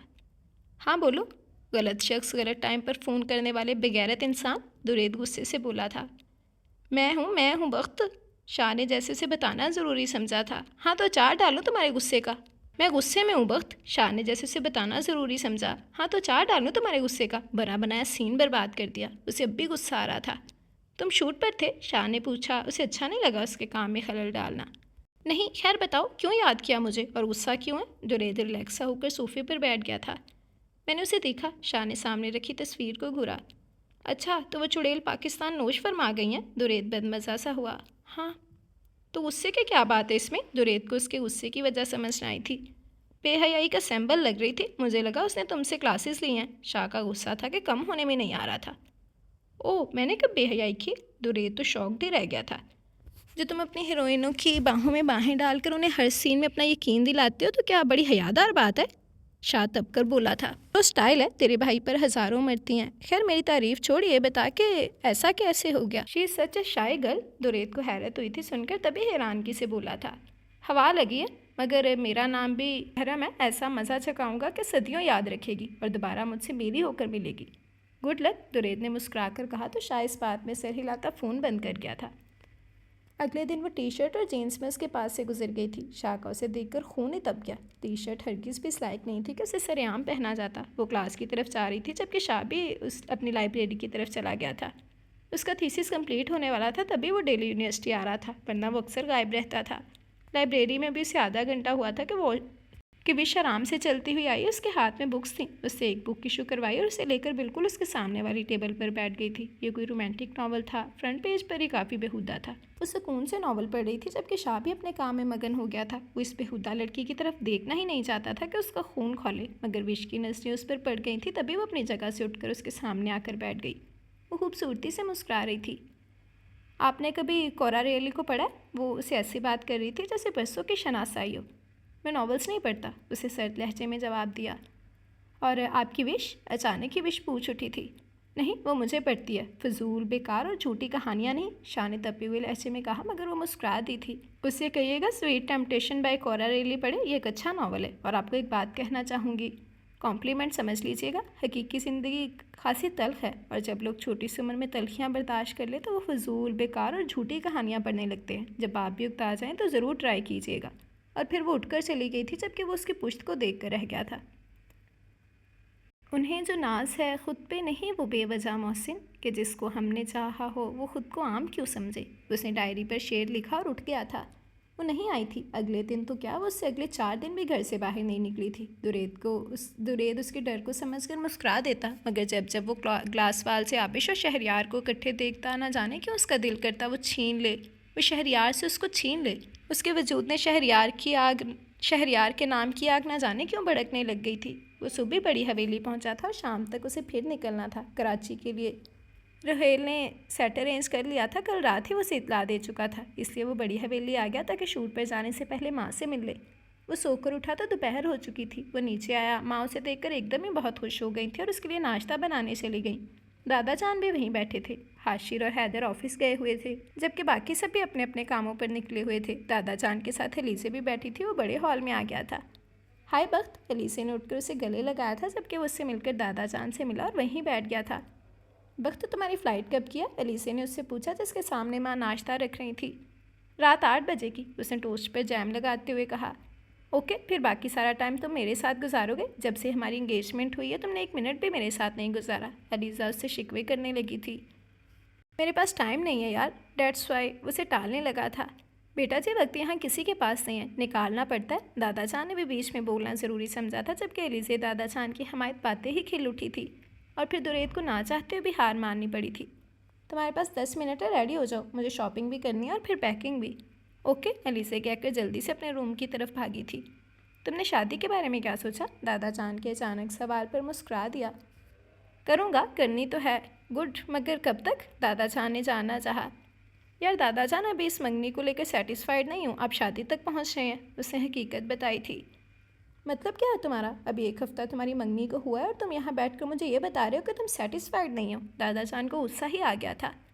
हम फिर कभी इस मौजू पर बात करेंगे। सामने से आती अलीसे को देखकर दुरेद उन्हें कहते उठ गया था, जबकि दादा जान को उसका रवैया अब खतरे में मुब्तला कर रहा था। वो बचपन से ऐसा ही करता था। उसके पास एक चीज़ होती तो वो उससे बेहतर को तलाश करता और इस बेहतर को पाने के लिए वो सबको रुला देता था, मगर मुकाबिल से वो लेकर ही दम लेता था। पहले तो वो उसकी सादत को बचपना समझ रहे थे, मगर अब उसकी आंखें हरगिज़ भी बचपना जाहिर नहीं करती थी। उसने शाह को भी बुला लिया था और वो दोनों अपनी शॉपिंग में लगे हुए थे, जबकि अलीसा खुद भी शॉपिंग में लगी हुई थी। यार कब तक वापसी होगी? शाह ने दुरेद को देखा तो शर्ट्स देख रहा था। 4-5 दिन लग जाएंगे, उसने मसरूफ़ से अंदाज में जवाब दिया और एक शर्ट उठाकर मिरर के सामने खड़ा हो गया। उसकी वजाहत कमाल थी, हर रंग जचता था। शाह भी मुड़कर टाई देखने लगा। अचानक उसकी नज़र परिविश पर पड़ी थी, जो स्याह खुले ट्राउज़र और स्याह खुले गले की शर्ट पहने शर्ट्स देख रही थी। पीछे से चलकती उसकी सफ़ेद कमर और गर्दन के गिर्द बिखरी कुछ सुल्फ़ेद तबाही लग रही थी। बालों का ढीला सा जूड़ा जो उसका लापरवाह अंदाज वाज़िया जाहिर कर रहा था। वहाँ बहुत से लोग थे जिनकी निगाहों का मरकज़ वो बनी हुई थी, मगर शाह के लिए अब ज़ब्त करना मुश्किल हो गया था। वो गैरतमंद मर्द था, इस तरह अपनी बीवी को हरगिज़ भी नहीं देख सकता था। उसके वजूद और वजूद की तमाम खूबसूरतियों पर सिर्फ़ और सिर्फ शहराम का हक था। वो गुस्से से उसकी जानब बढ़ा और उसका बाजू सख्ती से थाम लिया था। विश अचानक हमले पर घबरा गई थी। वो हैरत से शाह को देख रही थी। एक्सक्यूज़ मी, विश ने अपना आप उसे छुड़वाना चाहा, मगर वो तो उसे घसीटता हुआ बाहर की तरफ लेकर जा रहा था। क्या कर रहे हैं आप? छोड़े मुझे, विश के गुस्से से बोली, मगर ना ही शाह ने उसे छोड़ा और ना ही वो उसे अब छोड़ने का इरादा रखता था। उसे घसीटते हुए गाड़ी तक ले आया और दरवाज़ा खोलकर गाड़ी की सीट पर पटक दिया और दूसरी तरफ से घूमकर जल्दी से गाड़ी में बैठ गया। विश तो हैरान परेशान उसकी हरकत समझना चाह रही थी, मगर अब उसे गुस्सा आ गया। ये क्या चीप हरकत की है मिस्टर शाह आपने? आप होते कौन इस तरह मुझे घसीट कर अपने साथ लाने वाले? आप पर मैं हरासमेंट का केस कर दूंगी। वो चिल्लाई। गुस्से से उसकी नाक सुर्ख हो रही थी। तो कर दो। शाह उससे ज़्यादा ज़ोर से चीखा था कि विश का दिल उसकी धाड़ सुनते ही कांप गया था। मगर अगर अब वो कमज़ोर पड़ जाती तो जाने जो अजनबी शख्स उसे कहाँ ले जाता। वो तो यहाँ के रास्ते भी नहीं जानती थी। 1 माह पहले ही तो अमेरिका से वापस पाकिस्तान शिफ्ट हुई थी और वो तो यहाँ तनहा थी। उसके बारे में भला कौन पूछ करता। विश ने बगैर कुछ सोचे समझे चलती गाड़ी का दरवाज़ा खोल दिया और दरवाज़ा खोलते गाड़ी अनबैलेंस होती पूरे रोड पर घूम गई थी। शाह ने एक हाथ से जल्दी से स्टीयरिंग को काबू में किया जो गोल गोल घूम रहा था और दूसरे हाथ से कूद मारती विश को। अगर वो चलती गाड़ी में से कूद मार देती तो लाजमी तौर पर हड्डियां तुड़वा चुकी होती। वो विश को संभाल चुका था, मगर गाड़ी को संभाल ना सका और गाड़ी एक खंबे से जा टकराई थी। गाड़ी के टकराते ही सामने का फ्रंट सारा टूट गया था, जबकि वो दोनों जल्दी ही संभल गए थे। विश का अपनी ही हरकत पर दिल कमज़ोर परिंदे की तरह फड़फड़ा रहा था, जबकि शाह ने उसे खींचकर बाहर निकाला था। ये तो शुक्र है वो अपने फ्लैट की तरफ गाड़ी डाल चुका था, तभी यहाँ ट्रैफिक ना होने के बराबर थी। चटाख! शाह का भारी हाथ विश के चेहरे पर अपनी उंगलियों का निशान छोड़ गया था। पागल हो गई हो? उसके चेहरे को अपने हाथ की सख्त गिरफ्त में थामे चिल्लाया था, जबकि विश उसके एक के बाद एक कड़े वार को सह न सकी थी और धड़म से ज़मीन पर गिर गई थी। विश की आंख खुली तो अजनबी माहौल इर्द गिर्द देखकर वो एकदम ही उठ बैठी, मगर निगाह सीधी सामने सुकून से बैठे शाह पर गई थी। क्यों लाए हैं आप मुझे यहाँ? क्या मकसद है आपका? वो घबराना नहीं चाहती थी, मगर फिर भी घबरा गई थी। आंखों में नमी खुद ब खुद घुल रही थी। उसकी बेबसी देखकर मुस्कुरा दिया था। जब एक लड़का किसी लड़की को उठाकर अपने फ्लैट और फिर अपने बिस्तर पर ले आए तो तुम्हें क्या लगता है कि उसके मकासद क्या होंगे? उसे घूरता हुआ उसके नज़दीक बेड पर बैठ गया था, जबकि विश तो करंट खाकर उससे दूर हुई थी। निहायत घटिया और अय्याश किस्म के इंसान हैं आप। शक्ल से तो शक्ल से तो खासा ज़बरदस्त लगता हूँ ना? शाह ने मुस्कुराकर उसे अपनी तरफ खींचा था कि वो उसके सीने से आ लगी थी और किसी की कैदी परिंदे की तरह उसकी गिरफ्त में फड़फड़ा दी थी। छोड़े मुझे, शर्म आनी चाहिए आपको। आपकी भी विश है, कितना बड़ा धोखा कर रहे हैं उसके साथ। कॉमन बेबी, तुम्हारी जैसी लड़कियों के साथ मेरे जैसे मर्दी सूट करते हैं। उसके सुर्ख लबों को अंगूठे से सहलाने लगा था, जबकि विश तो उसकी बकवास पर तब भी गई थी। उसे कैसी लड़की समझ रहा था? और हाँ, वो लाशबा वो एक अयाश शख्स था जो किसी दूसरी लड़की को धोखा दे रहा था। क्या मतलब है इस बकवास का? विश पूरी ताकत लगाकर उसे दूर होकर गुर्राई, जबकि शाह तो उसकी हर अदा पर कुर्बान हो रहा था। वो सुकून से बिस्तर पर करवट के बल लेट कर गहरी नज़रों से उसको तकने लगा था। विश उसकी निगाहों की तपिश से कुछ कन्फ्यूज सी हो गई थी, मगर ऐसा ज़्यादा देर ना हो सका। वो बेड से उठी, मगर अगले पल शाह ने दोबारा खींच कर वहीं बिठा लिया था। यहाँ से तुम कहीं नहीं जा सकती, वो सख्त लहजे में उसे बावर करवाने लगा। और ये खुशफहमी क्यों है तुम्हें? विश गुस्से से चीखी। Shut up! मुझे चीखने चिल्लाने वाली लड़कियाँ सख्त जहर लगती हैं। एक बार कहूँगा, बार बार नहीं। तुम अब यहाँ से कहीं नहीं जाओगी। चाहो या ना चाहो तुम्हें मेरे साथ ही रहना है। ज़्यादा ज़िद की तो 2 हाथ लगाने से भी परहेज़ नहीं करूँगा। तुम हर काम मेरी मर्ज़ी से करोगी, और सबसे अहम बात ये, जो तुम फजूल कपड़े पहनकर बाज़ारों में निकल पड़ती हो ना, सख्त जहर लगती हैं मुझे वो नशें जो तुम्हारे जिस्म पर लोगों की पड़ती है। वो गुस्से से उसका हाथ झटकता उठकर चला गया था, जबकि विश उसकी बातों पर पीछोताप खाती रह गई थी। अब उसे सिर्फ यहाँ से भागना था। वो क्यों किसी अजनबी के साथ रहती? वो कराची से मुल्तान ही आ गया था। बड़ी हवेली में तकरीबन सभी उसकी इस बेतुजगी को लेकर खासे बरहम थे कि वो अक्सर ही मुल्तान वाले अपने बंगले में होता था। बड़ी हवेली वो सिर्फ 1-2 दिन के लिए ही जाता था और फिर वहाँ से शूट पर निकल पड़ता, और शूट से वापसी पर वो मुल्तान आ जाता। मुल्तान का मौसम खासा ठंडा था। वो दोपहर 3 बजे पहुंचा था और आते साथ ही पुरसुकून लंबी नींद लेकर अब वो अपने रूम की बालकनी में खड़ा था। उसके कमरे की बालकनी से सामने सोसाइटी का लॉन नज़र आता था। हरे भरे दरख्त रात की तारीखी में तेज़ हवा के साथ इधर उधर झूल रहे थे। वो चंद लम्हे ये मनाजिर देखता रहा कि अचानक उसका फ़ोन बजने लगा। हेलो, वो लॉन में उतरती चांद की रोशनी को घूरते हुए बोला था। हाँ दुरैद, कहाँ हो? मुकाबल के अंदाज पर उसने कब्रू उचकाई। उसने कराची में छोटी सी टेलीफिल्म शूट की थी, तो इसी टेलीफिल्म की हीरोइन मनेहा तब से उसके पीछे पड़ी हुई थी। उसके इतने फ्रैक अंदाज पर बेजार सा हो गया था। क्या काम है तुम्हें? वो रूखे लहजे में बोला, जबकि दूसरी तरफ वो कहका लगा गई। बेतुका बेफजूल। बेबी फ्री थी तो सोचा तुम्हें याद कर लूँ। वैसे भी मैं मुल्तान में हूँ, चाहो तो डिनर कर सकते हो मेरे साथ। वो मुस्कुराती लहजे में बोली, मगर दुरैद उसके लफ्ज़ पकड़ गया था। तुम्हारे साथ? और मैं चाहूँ? वो नागवारियत से बोला था। ओहो ओके सैयद दुरैद बख्त, क्या तुम मेरे साथ डिनर करोगे? प्लीज़ मेरी रिक्वेस्ट को रिजेक्ट मत करना। अब के वो इल्तजाना लहजे में उसकी मर्ज़ी के मुताबिक बोली तो दुरैद ने इस बात में सर हिला दिया था। ओके, बाद में मिलने का कहकर फ़ोन बंद कर दिया था। उसने इंटरकॉम पर माजिद को बुलाया और उसे अपना ड्रेस निकालने का कहकर खुद वॉशरूम में चला गया था। अगले 15 मिनट में वो निकसिक से तैयार हुआ, अपनी कीचेन उठाकर अपने रूम से निकला और तेज़ी से अपनी सुर्ख ऑडी की तरफ बढ़ा था। अभी गाड़ी मेन गेट से बाहर ही निकली थी कि सामने कोई आ गया। वो गुस्से से झंझला गया था।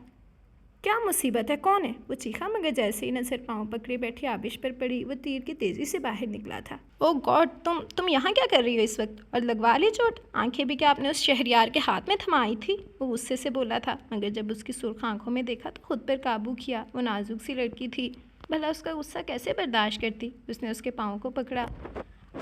आबिश ने तकलीफ़ से आंखें मीच ली थी, जबकि वो तो इस मंजर में खो सा गया। हल्के आसमानी रंग की सादा से कमीज़ शलवार में वो अपने आंसू रोकती कमाल लग रही थी। दुरैद का दिल किया उसका पाँव पकड़ के मोड़ ही दे, ताकि कब से पलकों पर अटका आंसू गालों पर फिसल जाए, और वही अमल कर भी जाता।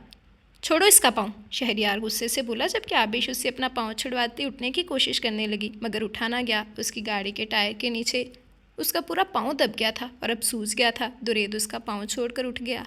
अब मंजर कुछ ऐसा था कि वो दोनों आमने सामने खड़े एक दूसरे को घूर रहे थे, जबकि बीच में आबिश बेबस से बैठी थी और सोच रही थी काश वो शहरयार की बात ना मानती और दोनों इस वक्त वॉक पर ना निकलते तो कम से कम दुरेद से टकराव तो ना होता।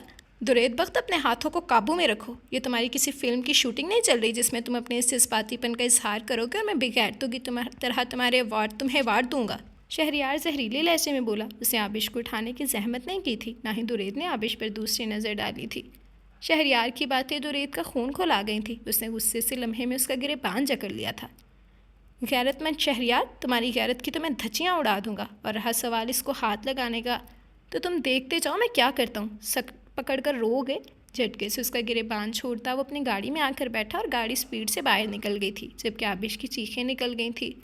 उसके सूजे हुए पाँव पर एक बार फिर गाड़ी चढ़ गई थी। दुरेद बखूबी उसकी चीख सुन सकता था, मगर गुस्से में वो अपने अमल पर हरगिज़ भी शर्मिंदा नहीं था। यही लड़की फसाद थी जो उसके जहन पर सवार हो गई थी, और वो अपनी और अलीज़े की एक माँ की मंगनी को तोड़ने का सोच रहा था, जबकि वो इस मिडिल क्लास 2 टके के शहरयार से उसे छीन कर मज़ा चकाना चाहता था। दुरेद 2 दिन बमुश्किल मुल्तान में ठहर कर बड़ी हवेली आ गया था और अब उसने एक प्रेस कॉन्फ्रेंस करने का फ़ैसला किया था जिसमें वो अलीज़े से मंगनी तोड़ने का ऐलान करने वाला था। वो जानता था अगर वो अपने इरादे के बारे में पहले ही किसी को आगाह कर देगा तो लाजमी तौर पर तमाशा लग जाएगा। जबकि वो कॉन्फ्रेंस में अपना फ़ैसला सुनाकर मुल्तान जाने का इरादा रखता था ताकि मामला कुछ ठंडा हो तो वो दोबारा बड़ी हवेली आ जाए। हेलो मेरे टॉम क्रूज़। वो गार्डन में बैठा अपने फैसले पर नज़रसानी कर रहा था कि लीज़े ने पीछे से उसकी गर्दन को अपने नरम बाजों के हिसार में ले लिया। दुरेद ने उसके अमल पर बेजारियत से खुद से उसको अलग किया था। एलिसे एक हसीन तोहफा थी जो उसकी झोली में पड़ा था, मगर जब से आबिश को देखा था, उसकी सिंसियरिटी, उसकी झिझक, उसका लिबास, उसका अंदाज देखा था, वो नामहसूस तरीके से उसकी चाह अपने लिए कर बैठा था। टीवी में होने के बावजूद भी वो बिला वजह के अटैचमेंट नापसंद करता था। शायद उसकी तबीयत उसे अपने शहर से निकलने नहीं देती थी, तभी वो कभी किसी लड़की की तरफ निगाह नहीं उठाता था, ना ही माइल हुआ था। कैसी हो? उससे मुस्कुराकर रस्मी सा पूछा था। एकदम फर्स्ट क्लास। वैसे मेरा मूड है कि तुम्हारी और अपनी इंगेजमेंट की खुशी में अपने फ्रेंड्स के साथ एक गेट टुगेदर प्लान करूं। वैसे भी वो ज़िद कर रहे थे। इंगेजमेंट तो पुरानी हो गई है। उसने कॉफ़ी के मग को अपने होंठों से लगाकर उसके चेहरे की तरफ देखा, जो स्टाइलिश मेकअप से मज़ीद निखरा हुआ लग रहा था। ओ नो बख्त, एलिसे की मंगनी पुरानी नहीं हो सकती। जैसी मंगनी तुमने की थी तकरीबन हफ्ते तक न्यूज़ चैनल्स उसे रिपीट करते रहे। सच ए ग्रैंड ऑर्गेनाइजेशन, लवली। उसके लहजे में गरूर चीख चीख कर बोल रहा था। दुरेद के चेहरे पर मुस्कुराहट नमूदार हो गई। वो केन की चेयर से उठा, उसका सेल बच रहा था। वो जानता था शाह होगा, क्योंकि वो जब किसी लड़की से बात करता था इस ठीठ शख्स को ना जाने कैसे पता चल जाता था, फ़ोन करके उसका जीना हराम कर देता था। उसने सेलफोन को इग्नोर किया और अलीज़े की जानब तकरीबन झुक आया कि उनके बीच एक इंच का फासला रह गया था। अलीज़े मुस्कुराने लगी, जानती थी उसके दाम से कोई जान नहीं छुड़ा सकता था, जबकि दुरेद नागवारी से उसके पुरतमाद चेहरे को देखने लगा। और अगर ये मंगनी टूट जाए, वो मज़े से उसके चेहरे के उठते रंगों को देखने लगा। तो मैं पूरे मुल्तान को आग लगा दूंगा टॉम क्रूज़। तुम मुझे बैठे बिठाए ज़रूर मिल गए हो खुद से, मगर अब तुम खुद भी अलग नहीं कर सकते। मुल्तान के नाम पर दुरेद पल भर के लिए चौंका था, और वही लम्हा था कि लीज़े ने उसके गालों को अपने सुर्ख होंठों से छू लिया था। वक्त में बेखबर नहीं रहती। वो मुस्कुराकर उसके दहकते चेहरे को देखते उठकर अंदर चली गई थी। बिच। दुरेद नफरत से अपने गालों को रगड़ता उसका लम्स मिटाता हुआ हवेली से बाहर निकल गया था। क्या तकलीफ़ है तुम्हारे साथ? वो गाड़ी ड्राइव करता हुआ शाह के कॉल अटेंड करके चीखा था। तुम जले हुए मुर्गे क्यों बने हुए हो? शाह ने संजीदगी से पूछा, जबकि दुरेद और भी झल बुन गया उसके मुर्गा कहने पर। शुक्र करो मेरे सामने नहीं हो, वरना तुम्हारी टांगें तोड़ देता। अच्छा, मैं तो डर गया। अंदाज सरासर चिढ़ाने वाला था। दुरेद को कुछ अंदाज़ा था ये ढीठ इंसान मजीद उसे जिद करेगा, तभी कॉल काटनी चाहिए, जबकि शाह उसका इरादा भांप कर जल्दी से बोला, अच्छा यार मिलते हैं, तुम्हारी मालूमात में इजाफा करना है मुझे, और मुझे ना करना हो तो। उसने अब्रूज खाई थी। फ़ाइन, मर्जी है, शाह लापरवाही से बोला था। रामखोर मिलो कैफ़े में, तुम्हारा मुंह मैं अपने हाथों से तोड़ना पसंद करूँगा। श्योर जिगर, उसने मुस्कुराते हुए कहकर फ़ोन बंद किया और एक नज़र बंद दरवाजे पर डाली, जो तब से बंद था जब से उसे उठा कर लाया था। वो उस पर अपना और उसका रिश्ता वाज़िया कर देना चाहता था ताकि वो लड़की सुकून से रहे, मगर बेश किसी की सुनती तो बात थी। वो खाना भी तब लेती थी जब वो पहले ख़ुद को वॉशरूम में बंद करती थी, और फिर शाह उस महारानी का खाना खादमों की तरह कमरे में रख कर चला जाता था। उसे इस गुलामी की ज़िंदगी पर जी भर कर गुस्सा आ रहा था। वो जो उसको तंग करने का इरादा किए बैठा था अब ज़िद हो चुका था, और अपने रिश्ते की आगाही उसे करना चाहता था जैसे वो बदतमीज़ लड़की भूले बैठी थी। शाह के वालिदैन प्लेन क्रैश में मारे गए थे। उसकी उम्र उस वक्त 15 साल थी। कोई इतनी बड़ी उम्र भी नहीं थी कि वो उनके बगैर अपनी ज़िंदगी नहीं कि वो उनके बगैर अपनी ज़िंदगी गुजार सकता। उन्हें याद करके बहुत रोता था। शाह के वालिदैन के एक ही भाई थे जिन्होंने अपने भतीजे को अपनी आगोश में लेकर उसकी तन्हाई दूर की। चाचू की एक बेटी थी विश, जो शाह से 7 साल छोटी थी और शाह की नाक में दम देकर रखती थी। उसकी मासूम मासूम हरकतें कभी शाह के चेहरे पर मुस्कुराहट बिखेर देती तो कभी वो उसको कत्ल करने का पक्का इरादा कर लेता। चाचू शाह से बहुत मोहब्बत करते थे और उनकी बेटी शाह को ज़िंदगी की तरफ ले आई थी कि वो अब अपनी पढ़ाई और बढ़ती उम्र के साथ अपने फैली हुई बिजनेस पर कुछ कुछ तवज्जो देने लगा था, मगर ज़्यादातर बिजनेस चाचू ही संभाल रहे थे। और फिर एक दिन चाचू ने इस अजीबोगरीब ख्वाहिश का इजहार किया। वो 18 साल का था जब विश 11 साल की। वक्त पर लगा कर उड़ गया था। वो चाचू की मोहब्बत भरे लहजे पर खामोश हो गया और अपनी रजामंदी जाहिर कर दी। निकाहनामे पर साइन करते हुए इसने एक नज़र विश को देखा था और उसकी शक्ल देखकर वो समझ गया था वो इस निकाह और इस मजबूत रिश्ते के तकाजों से सरासर अनजान है। उसने एक और बात भी नोट की थी कि चच्ची के लिए निकाह नागवार गुजर रहा था।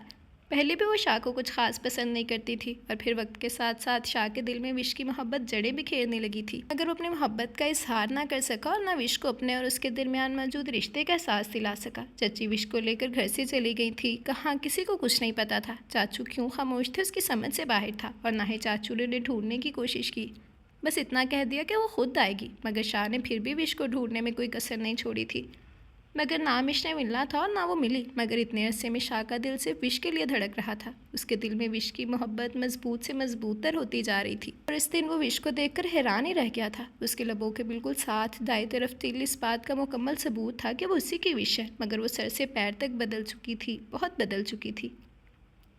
विश मेरे साथ फ्लैट में है। शाह की संजीदा आवाज़ पर दुरेज जो आराम से बियर का कैन उठा रहा था, उसका हाथ वहीं थम गया था। व्हाट? वो हैरत से उसे देखने लगा। हाँ, तुमने, मेरा मतलब उसे सब पता है? नहीं, वही बताना चाहता हूँ यार, मगर सुनने को तैयार ही नहीं है। इंतहाई बदतमीज़ हो गई है। शाह को उसका रवैया सोचकर गुस्सा आने लगा था। मतलब तेरी हीरोगिरी चल नहीं रही? दुरेद को उसकी हालत देख के हंसी आ गई थी। बकवास मत करो। शाह चिढ़ ही गया था। खैर तुम सुनाओ, कैसा जा रहा है सब? शाह ने दुरेद से पूछा। मंगनी तोड़ने का सोचा है फिल वक्त तो, दुरेद सुकून से बोला, जबकि शाह का मुंह ही खुल गया था। अभी वो कुछ पूछता है कि दुरेद ने हाथ बुलंद करके जैसे उसे कुछ भी पूछने से रोका। कल कॉन्फ्रेंस अरेंज किया, वहीं से डिटेल मिल जाएगी तुम्हें। अब बताने से ज़रा सरप्राइज़ ख़राब हो जाएगा और फिर तुम्हारे बेतुके सवाल जवाब। अभी मूड नहीं देने का, वो लापरवाही से बोला, जबकि शाह उसको घूर कर रह गया था। क्या था वो? कैसे चल रहा था ज़िंदगी की बाजी?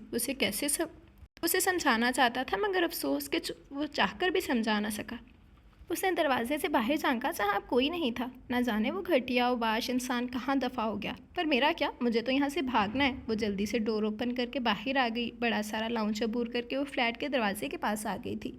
हस्बे तवक्को फ्लैट को बाहर से लॉक किया गया था। उसने गुस्से से 2-3 लाते दरवाजे को रसीद के और मुँह फुलाकर इधर उधर देखने लगी।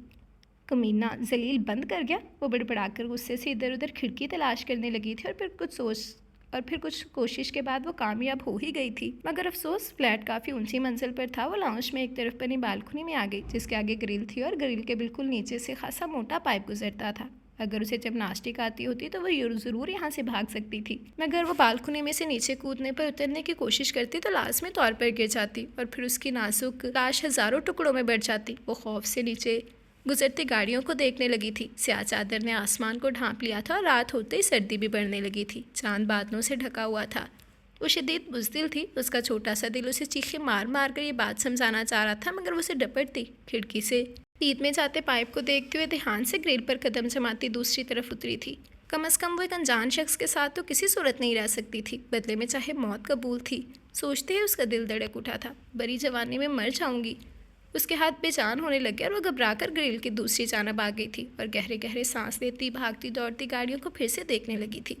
हिम्मत बनते हुए एक बार फिर से उसने नीचे उतरने की कोशिश की। अभी वो पाइप पर अपने कदम ही जमा सकी थी कि फ्लैट का दरवाज़ा टिक की आवाज़ से खुल गया था। विश की मानो जान ही हिल गई थी। तेज़ी से नीचे उतरने की कोशिश की। उसका पाँव फिसला और वो नीचे की जानब लटक गई थी। खौफ और दहशत से उसकी चीख बुलंद होने लगी। उसे यकीन हो गया था वो मरने वाली है। शाह जो अभी अभी फ्लैट पहुंचा था, विश की चीखें सुनकर घबरा उठा और चीखों के ताकों में दौड़ लगा दी थी। विश को बालकनी की ग्रिल से नीचे लटकते देखकर वो एकदम चीखा था। क्या कर रही हो यहाँ? घूरते हुए इसने विश के दोनों हाथों को मजबूती से थामा, जिनकी गिरफ्त ग्रिल पर ढीली पड़ रही थी। खुली हवा के मज़े ले रही हूँ बेवकूफ़ इंसान, ऊपर खींचो मुझे। उसके चीखने पर शाह ने पूरी ताकत लगाकर उसे अपनी जानब खींचा और वो ग्रिल पर कदम रखते ही बालकनी में आ गई थी। मौत को इतने करीब से देखने के बाद उसका पूरा वजूद पत्ते की तरह कांप रहा था। वो नाक की सीध में कमरे की तरफ दौड़ी और धड़म से दरवाज़ा बंद कर दिया था। जबकि पीछे शाह पीछो ताप खाता रह गया था। उसके रूम के दरवाजे को घूरते हुए वो भी अपने रूम में चला गया। जानता था उसके भागने की कोशिश नाकाम हो चुकी है, तो अभी वो रो धोकर जितना मर्जी मातम कर ले, सारे हिसाब किताब कल पर डालकर वो वॉशरूम फ्रेश होने चला गया था। दुरेद की मंगनी तोड़ने की खबर पूरे शहर में आग की तरह फैल गई थी, जबकि बड़ी हवेली में तो कोहराम ही मच गया था। दादा जान का गुस्से से बुरा हाल था। सब उसके नंबर पर ट्राई कर रहे थे, मगर वो तो जा चुका था। बेटे की हरकत पर राहत साहिब शर्मिंदगी से कमरे में बंद हो गए थे, जबकि आसिया बेगम का भी यही हाल था। बेटे ने कहीं मुंह दिखाने के काबिल नहीं छोड़ा था। वारिस साहिब अपनी बेटी की बेइज्जती पर तिल मिला रहे थे, जबकि मरीना तो दादा जान और अपने शौहर को उनके गलत फैसले पर ताने दे रही थी, मगर उसे उनमें से किसी की भी फिक्र नहीं थी। इस वक्त उसके तमाम एहसासात आबिश के लिए थे। बड़ी हवेली के तमाम अफराद ही हॉल नुमा कमरे में जमा थे। एलिसे जो कल से अपने कमरे में बंद थी, निक सी तैयार हुई अपने कमरे से बाहर आई। राहत साहिब शर्मिंदगी से उसकी जानब देखने लगे, जबकि वो सबको ही इग्नोर करती बाहर निकलने लगी। रुक जाओ एलिसे, हाशी ने उसे रोका तो उसकी जानब देखने लगी। कहाँ जा रही हो? मुल्तान, दुरेद के पास। उसके सुकून से बोलने पर सब भी हैरान हो गए, जबकि मरीना गुस्से से बेटी की तरफ बढ़ी और उसका बाजू सख्ती से झंझोड़ दिया। तुम्हारा दिमाग ख़राब हो गया? वो लड़का तुमसे मंगनी पूरी दुनिया के सामने तोड़ चुका है और तुम उसके पास जा रही हो। Mom, what's wrong with you? चाहलों की तरह बिहेव मत करें। हमारी सोसाइटी में ये बात आम है, तो आप लोगों को क्या हो गया है? ऑनेस्टली स्पीकिंग, दुरेद ने जो भी किया वो मेरे साथ किया है, आप लोगों के साथ नहीं, और मैं अपने मामले खुद हल करना जानती हूँ। वो बदतमीज़ी से बोलती वहाँ से निकल गई थी, जबकि वो सभी एक दूसरे को देखते रह गए थे। भाड़ में जाएं दोनों मेरी तरफ से। अब आप इन लोगों की वजह से हमें इकट्ठा नहीं करेंगे दादा जान। हैदर गुस्से से बोलता हुआ अपने कमरे में चला गया था, जबकि हाल में सब रफ्ता रफ्ता जाने लगे थे। शायद उसकी बात ठीक लगी थी सबको।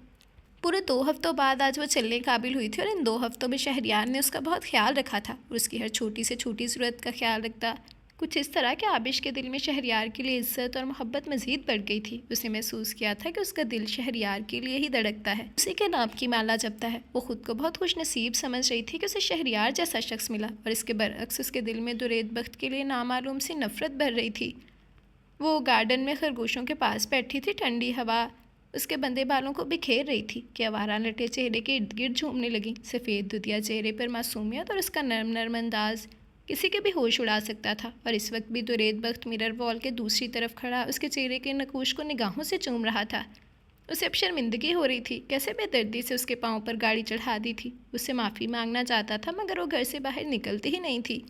वो अभी उसको देखकर मज़ीद सैराब होना चाहता था कि माजिद ने उसे एलिसे के आने की खबर दी। वो हैरान ही तो रह गया। यूँ नहीं था कि उसे उसका आना बुरा लगा था, वो आती बल्कि 100 बार आती, मगर जो वो करके आया था उसके बाद उसका आना मायूब ही तो था। वो एक नज़र आबिश पर डालकर ग्लास वॉल से हटा नीचे आ गया, जहाँ वो लाउंज में खड़ी इधर उधर देख रही थी। दुरेद ने घर खासा खूबसूरत डेकोरेट करवाया था, तभी एलिसे सताइशी नज़रों से देख रही थी, और वो उसका दुरेद को देखकर बरमला इजहार भी कर गई थी। घर तो खासा खूबसूरत सजाया तुमने दुरेद। वो मुस्कुराते हुए उसके करीब आई, जबकि दूसरी तरफ उसने चंबे से उसके नॉर्मल अंदाज को देखा। खैर उसे क्या फ़र्क तो पड़ता ही नहीं था, तो सोचने की ज़रूरत भी नहीं थी। क्यों आई हो? वो बगैर लगी लिपटी किए बोला, तो एलिसे इस बेहिस इंसान को देखती रह गई। आंखों में नमी ने घर कर लिया। तुमसे मिलने? वो खुद को संभालती बोली। बहरहाल वो दुरेद पर किसी सूरत अपनी कमज़ोरी वाज़िया नहीं कर सकती थी। ऐसा क्या हो गया कि तुमने मुझसे मिलने की सहमत कर ली? वो सिगरेट सुलगाते हुए बोला। तो एलिसे को भी असल मुद्दे पर आना पड़ा था। रिश्ता तुमने मुझसे बनाया था, मैंने तुमसे नहीं। दादा जान को हाँ तुमने मेरे लिए की थी, मैंने तुम्हारे लिए नहीं। आलीशान मंगनी का फ़ैसला भी तुम्हारा था, पूरे मीडिया को बुलाया भी तुमने, फिर अचानक मंगनी ख़त्म करने का फ़ैसला भी कर लिया। मंगनी तुमने मेरे मुँह पर अंगूठी मार कर नहीं तोड़ी, तुमने पूरी दुनिया के सामने एलिसे का तमाशा लगाया और मंगनी तोड़ दी। ये सब के सब तुम्हारे फैसले हैं। तुमने मुझे एलिसे को कोई कीड़ा मकोड़ा समझ लिया, कोई मिडिल क्लास लड़की जो इस गम में नढाल होकर मर जाएगी। नहीं दुरेद, मंगनी तुमने अपनी तरफ से तोड़ दी, मगर मेरे हाथ में चमकती तुम्हारे नाम की अंगूठी इस बात की गवाही है कि मैं तुम्हारी मंग हूँ और रहूँगी। तुम्हारे तमाम फैसले नहीं माने जा सकते। वो कुछ टूटे बिखरते लहजे में बोलती, आखिर में मजबूती से बोली तो वह तमस्खर से हंस दिया। हो गया या और भी बाकी है? वो सिगरेट का गहरा कुछ पड़ते हुए बोला था। एलिसा ने तिलमिलाती नज़रों से उसे देखा। जी में तो आया गला ही दबा दे। कितना हकीर समझ रहा था वो उसे, और यही बात नाकाबिले बर्दाश्त थी उसके लिए। खैर छोड़ो, अभी तो मैं कज़न की हैसियत से तुम्हारे पास आई हूँ, कुछ दिन तुम्हारे साथ तुम्हारे आलिशान बंगले में रहने, इसी बहाने इस मामूली शहर को भी देख लूँगी। वो मुस्कुराते हुए बोली, जबकि दुरेद ने अबरूज गाई थी। मामूली नहीं है ये शहर, जाओ रेस्ट करो, लंच पर मिलेंगे। कहते साथ ही वो पलट गया, जबकि वो उसकी पुश्त को देखते मुस्कुरा दी थी।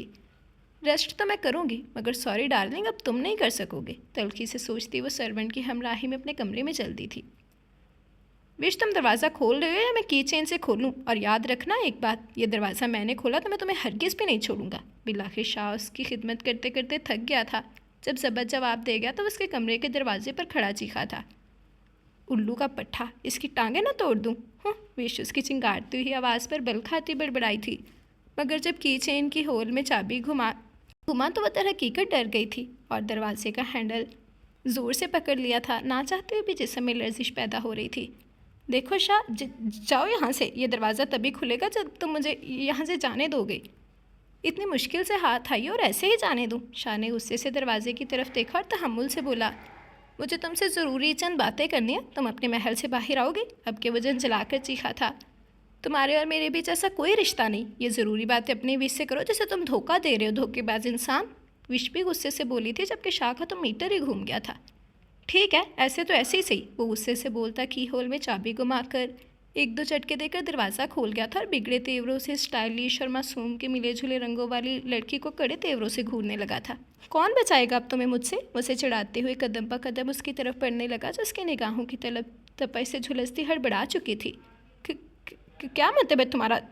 दूर हो घटिया इंसान मुझसे। उसके बढ़ते कदमों से घबराती गुस्से से बोली थी, जबकि शाह उसकी हालत से महसूस होता इन्हीं तेवरों में उसके करीब आ गया। शाह के करीब आते विश ने अपनी धुतिया नाजुक कलाइयों से उस सख्त जान पर वार किए, मगर वह जल्दी उसके हाथों को बिना असर लिए काबू कर गया था और दोनों हाथों की उंगलियों में अपनी उंगलियां फंसाकर दीवार के साथ लगा दी। वो वहशत ज़दा सी उसकी भूरी आंखों को देखने लगी थी।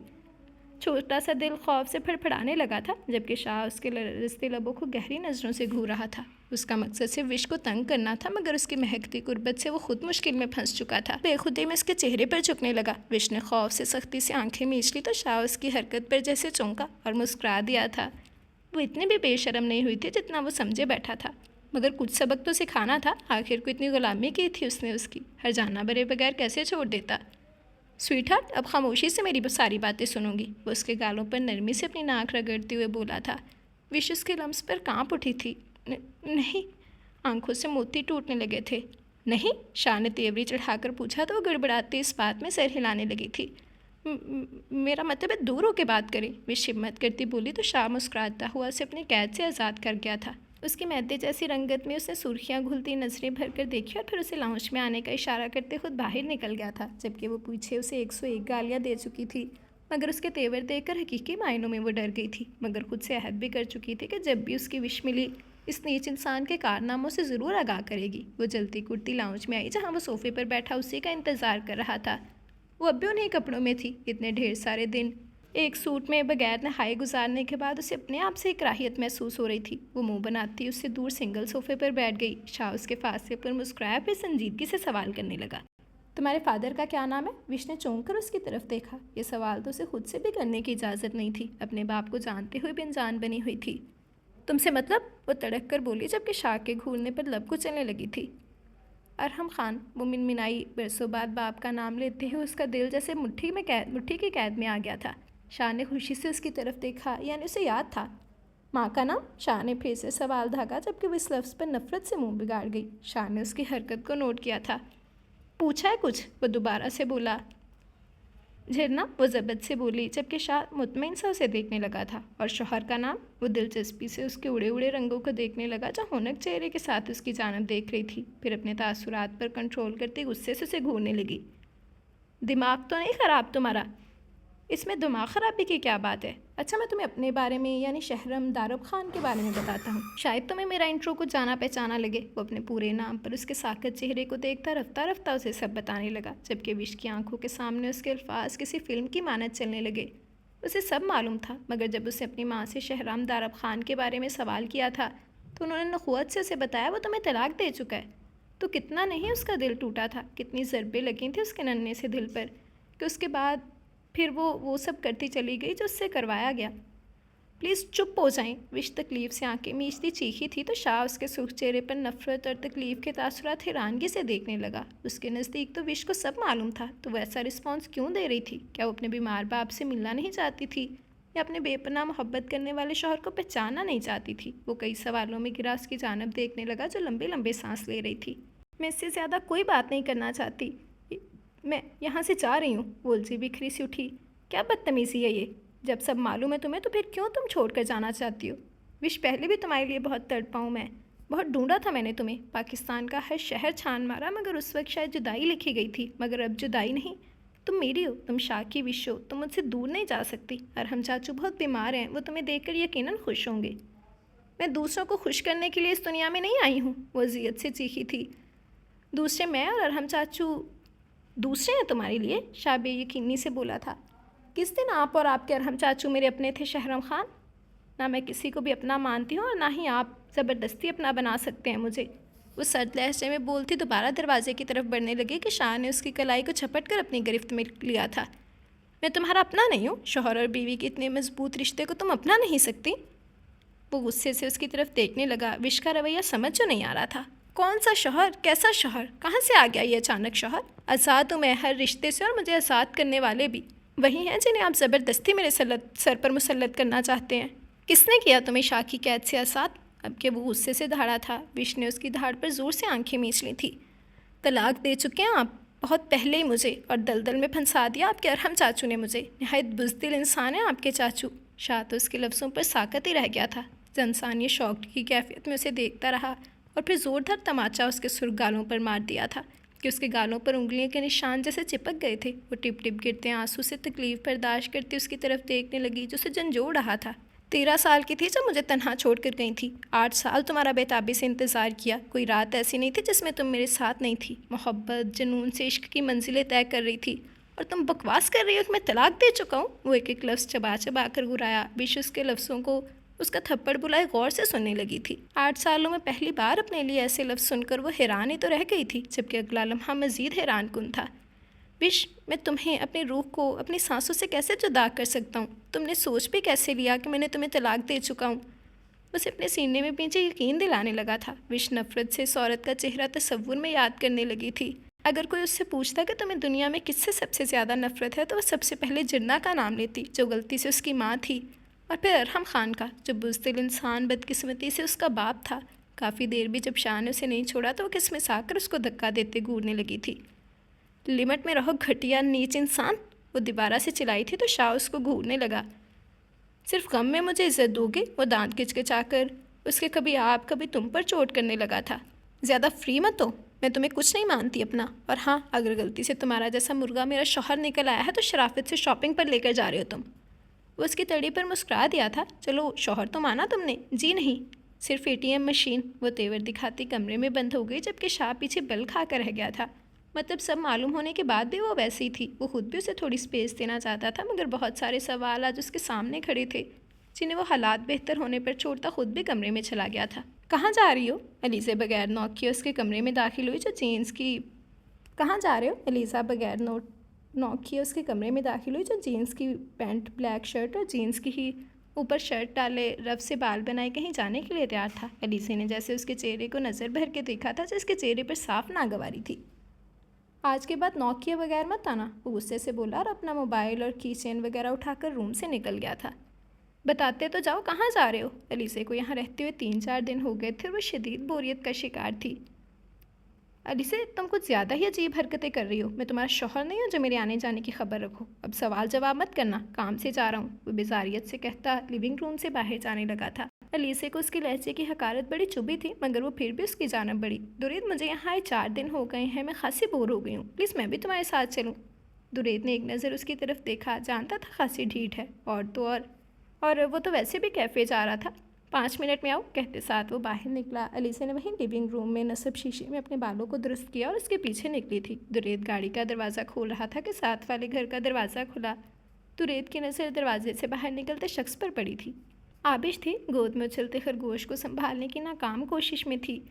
दुरैद के लब आप ही आप मुस्कुरा उठे थे। एलिज़ा ने उसके मुस्कुराते लबों को देखा और फिर आबिश को, तो वजूद में बदले की आग से भड़क उठी। इसी लड़की की वजह से उसकी इतनी बेइज्जती हुई थी जिसे किसी तौर बर्दाश्त नहीं थी। दुरैद के कदम आबिश की तरफ बढ़े। हेलो, उसके करीब आके मुस्कुराते लहजे में बोला। अलीज़ा दूर खड़ी जलती नज़रों से इन दोनों को देख रही थी, जबकि आबिश ने उसकी आवाज़ पर चौंक कर उसकी जानब देखा, मगर जैसे ही उसे उसकी हरकत याद आई वो गुस्से से मुंह फेर गई और आगे आगे तेज़ कदम भरने लगी थी। गुस्सा हो, वो अपनायत से बोला, जबकि वो तो उसके लहजे पर हैरान ही रह गई थी। हमारे आपके दरमियान ऐसा कोई रिश्ता नहीं कि आपसे नाराज़ होते फिरें हम, उसने माथे पर बल डालते हुए कहा, जबकि दुरेद के चेहरे से उसका खूबसूरत चेहरा देखकर मुस्कुराहट ही नहीं जा रही थी। तो ऐसा रिश्ता बना लेते हैं अपने और तुम्हारे दरमियान कि तुम मुझसे नाराज़ हो, मैं फिर तुम्हें मनाऊं? हम तो पागल हो गए ना, खाम खा आप हमारे पीछे पड़े हुए हैं। वो इर्द गिर्द देखते हुए बोले कि कहीं कोई आ ही ना जाए। ओके, अब ये छुपन छुपाई बंद करते हैं और मैं टू द पॉइंट बात करता हूँ, मगर ऐसे नहीं, हम कहीं मिल लेते हैं। बल्कि अभी चलो मेरे साथ, किसी आरामदेह जगह पर बैठकर सुकून से बात करेंगे। वो ऐसे बोला था जैसे उनके आपसी ताल्लुकात बहुत अच्छे हों, जबकि आबिश को तो उसका फ्रैंक होने पर मुँह ही खुल गया था। आप अपने आप को समझते क्या हैं? हम आपको कैसी लड़की लगते हैं जो यूँ सड़क पर खड़े होकर आप हमसे इस किस्म की गुफ्तगू कर रहे हैं? आपकी वजह से इन 2-3 महीनों में हमारे शहरियार इतना हमसे नाराज़ हो चुके हैं, इतना तो कभी पहले नहीं हुए। हमें नफ़रत होती है आपसे, मत उकसाएं हमें मज़ीद नफ़रत पर। और क्यों सुने हम आपकी बात? कोई बात? वो गुस्से में भी मज़ीद बोलती कि रेत ने उसके हाथ से गोश्त लेकर दूर उछाला और उसके बाजू अपने सख्त पकड़ में जकड़ कर मोड़ ही दिए थे। आह! उसके मुंह से तकलीफ़ पर सिसके निकली, मगर नज़रें खरगोश पर थीं जिसका पाँव ज़ख्मी हो चुका था। उसकी आंखों से आंसू निकलने लगे थे। स्वीटहार्ट, मुझे बदतमीज़ी पसंद नहीं। उसने एक नज़र आबिश की कलाई को झटका दिया और उसका रुख अपनी तरफ से मोड़ दिया कि अब उसकी पुश्त तो रेत के सीने पर थी और वो उसके कान में सरगोशी के अंदाज में बोल रहा था, तुम मुझे पसंद आ गई हो और कुछ ज़्यादा ही आ गई हो। इतनी कि तुम्हारी वजह से अपनी मंगनी तक तोड़ चुका हूँ। अब मुझे सिर्फ तुम्हारी चाह है।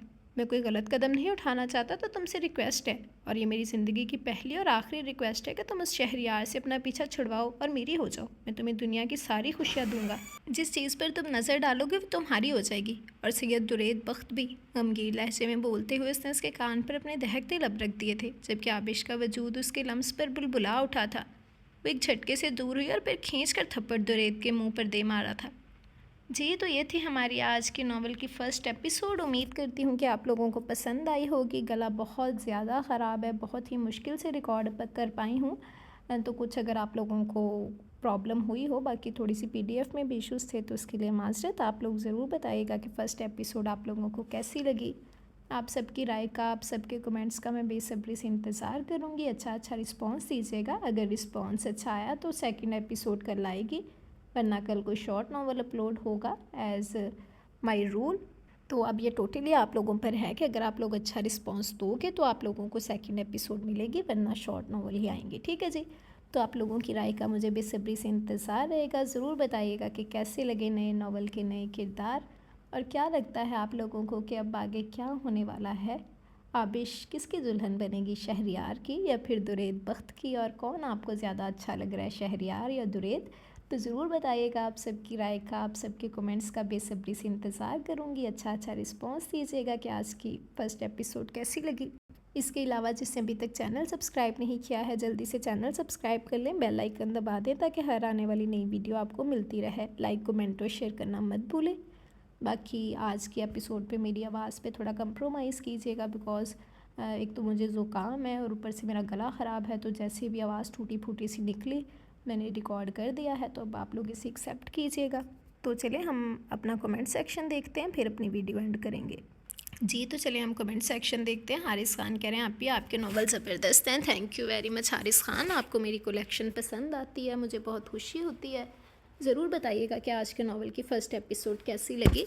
हिना रंगरेज कह रही है, nice, thank you very much Hina. Raj Singh ने लाइक किया, thank you very much Raj Singh. Saba Ejaz कह रही है, nice, thank you very much Saba Ejaz. Tarannum Khan कह रही हैं, आप भी प्लीज़ जुनून उल्फत बाय महविश अली रीड कर दें। I am really sorry dear, writer की तरफ से परमिशन नहीं है जुनून उल्फत पढ़ने की। मंसूर अहमद कह रही है, nice novel, thank you very much Mansoor Ahmed. Asiya Javed कह रही है, नावल का नेम ही नहीं पता तो लास्ट कैसे सुने, नेम भी तो लिखें फिर हम इसको पढ़ें। नेम वीडियो के लास्ट में मेंशन है। इसके अलावा इसकी प्रॉपर प्लेलिस्ट बन चुकी है, प्लेलिस्ट पे भी नाम मेंशन है, वहाँ पर चेक कर सकती हैं। ठीक है जी, दैन जमीला हमदानी कह रही हैं अक्सर रिश्ते बदगुमानी से ख़राब हो जाते हैं। अक्सर क्या बदगुमानी चीज़ ही ऐसी है कि रिश्ते ख़राब ही बदगुमानी की वजह से ज़्यादा होते हैं। जहाँ रिश्तों में बदगुमानी आ जाए ना, वहाँ रिश्ते ख़राब ही होते हैं। तो बस अल्लाह पाक ये बदगुमानी रिश्तों से दूर ही रखे और सबको एक दूसरे पे एतमाद करने वाला और एक दूसरे का एतमाद कायम रखने वाला ही बनाए। बाकी thank you very much. Farhan gamer कह रहे हैं बहुत ज़बरदस्त नावल है। Thank you very much Farhan gamer. Hina Rangrez कह रही हैं साइमा अकरम का नावल रीड कर दीजिए प्लीज़। इंशाल्लाह ज़रूर हिना, जैसे ही ये एपिसोड वाइज नावल एंड होगा तो हम साइमा अकरम का भी कोई नावल रीड कर लेंगे। आपकी डिमांड नोट कर ली है, तो इंशाल्लाह इस नावल के फ़ौरन बाद साइमा अकरम का कोई नावल ज़रूर रीड करूँगी। दैन हिना रंगरेज़ कह रही हैं very nice novel. Thank you very much Hina. बिल्कुल नहीं बोला जा रहा। फ़रहान गेमर कह रहे हैं बहुत अच्छा नावल है। Thank you very much Farhan gamer. Sorry ये क्या हो गया। हुमा असफ़र अब्बासी कह रही हैं हाय हेलो हुमा, कैसी हैं आप? हुमा ही है ना? बिल्कुल। देन हुदा शफ़ीक कह रही है nice novel. Thank you very much Huda. Zainab ने लाइक किया, थैंक यू ज़ैनब। हारिस ख़ान कह रहे हैं शुक्रिया आप भी, thank you very much Haris Khan. Subhan Malik कह रहे हैं आई एम फर्स्ट। वाह भैया बड़े एक्टिव हैं आप। ज़रूर बताइएगा कि आज के नावल की फ़र्स्ट एपिसोड कैसी लगी। प्लीज़ बाजी रिक्वेस्ट है मेरी, है ना, आपकी रिक्वेस्ट मैंने नोट कर ली है। प्लीज़ नावल खोई हुई जन्नत by Saima Akram please read कर दें इंशाल्लाह। ही ना, जैसे ये नावल एंड होगा तो सबसे पहले यही नावल हम रीड करेंगे, डोंट वरी। बल्कि मैं अपनी कोशिश करूँगी। ये थोड़ा सा लॉन्ग नावल है, मैंने इसके बारे में सर्चिंग भी की थी कि अभी थोड़ा थोड़ा करके रिकॉर्ड करना स्टार्ट कर दूँ कि फुल्ली कंप्लीट ही अपलोड कर दूँ। तो इंशाल्लाह ज़रूर ये भी हम ज़रूर अपलोड करेंगे, ठीक है जी। दैन सुबहान मलिक कह रहे हैं nice, thank you very much सुबहान मलिक। मायरा कह रही हैं फ़जूल ओके, आपको नहीं अच्छा लगा तो क्या कह सकती हूँ। तो ये थे हमारे आज के कमेंट्स। उम्मीद करती हूँ कि आप लोगों को आज की नावल की फ़र्स्ट एपिसोड पसंद आई होगी। आप लोगों की राय का, आप सबके कमेंट्स का बेसब्री से इंतज़ार रहेगा। अब देख लिया आप लोगों की सॉरी, आप लोगों की डिमांड पे मैंने नावल स्टार्ट किया है एपिसोड वाइज। तब मुझे आप लोगों की तरफ से अच्छे रिस्पांस की उम्मीद है। उम्मीद करती हूँ कि आप लोग मुझे फ़र्स्ट एपिसोड पर अच्छा रिस्पांस देंगे। तो इन्जॉय करें आज की फ़र्स्ट एपिसोड। ज़रूर बताइएगा कि कैसी लगी आपको स्टोरी और क्या लगता है कि आगे क्या होगा। आप लोगों की राय का, आप सबके कमेंट्स का बेसब्री से इंतज़ार रहेगा। बाकी मेरी बहुत प्यारी लिसनर शाज़िया अनवर और मोहम्मद तुफ़ैल का कमेंट मुझे आज फिर रिसीव नहीं हुआ। भाई कहाँ गए वो आप दोनों, वापस आ जाओ जल्दी जल्दी। चौधरी जट का भी कमेंट नहीं आ रहा, आमिना मलिक का भी नहीं आ रहा। तो सब जल्दी से वापस आ जाओ। अब तो आप लोगों की डिमांड पूरी कर रही हूँ, एपिसोड वाइज नावल ले आई हूँ, तो आप लोग बस जल्दी जल्दी हाज़िर हो जाओ और अच्छा अच्छा रिस्पॉन्स दो, ठीक है ना। तो आप सबकी राय का, आप सबके कमेंट्स का बेसब्री से इंतज़ार रहेगा। एंजॉय करें आज के एपिसोड और आप लोगों के रिस्पॉन्स पर अगर अच्छा आया तो इंशाल्लाह कल हाज़िर होंगे एपिसोड नंबर 2 के साथ। तब तक के लिए मुझे इजाज़त दें, दुआओं में याद रखिएगा। अल्लाह हाफिज़।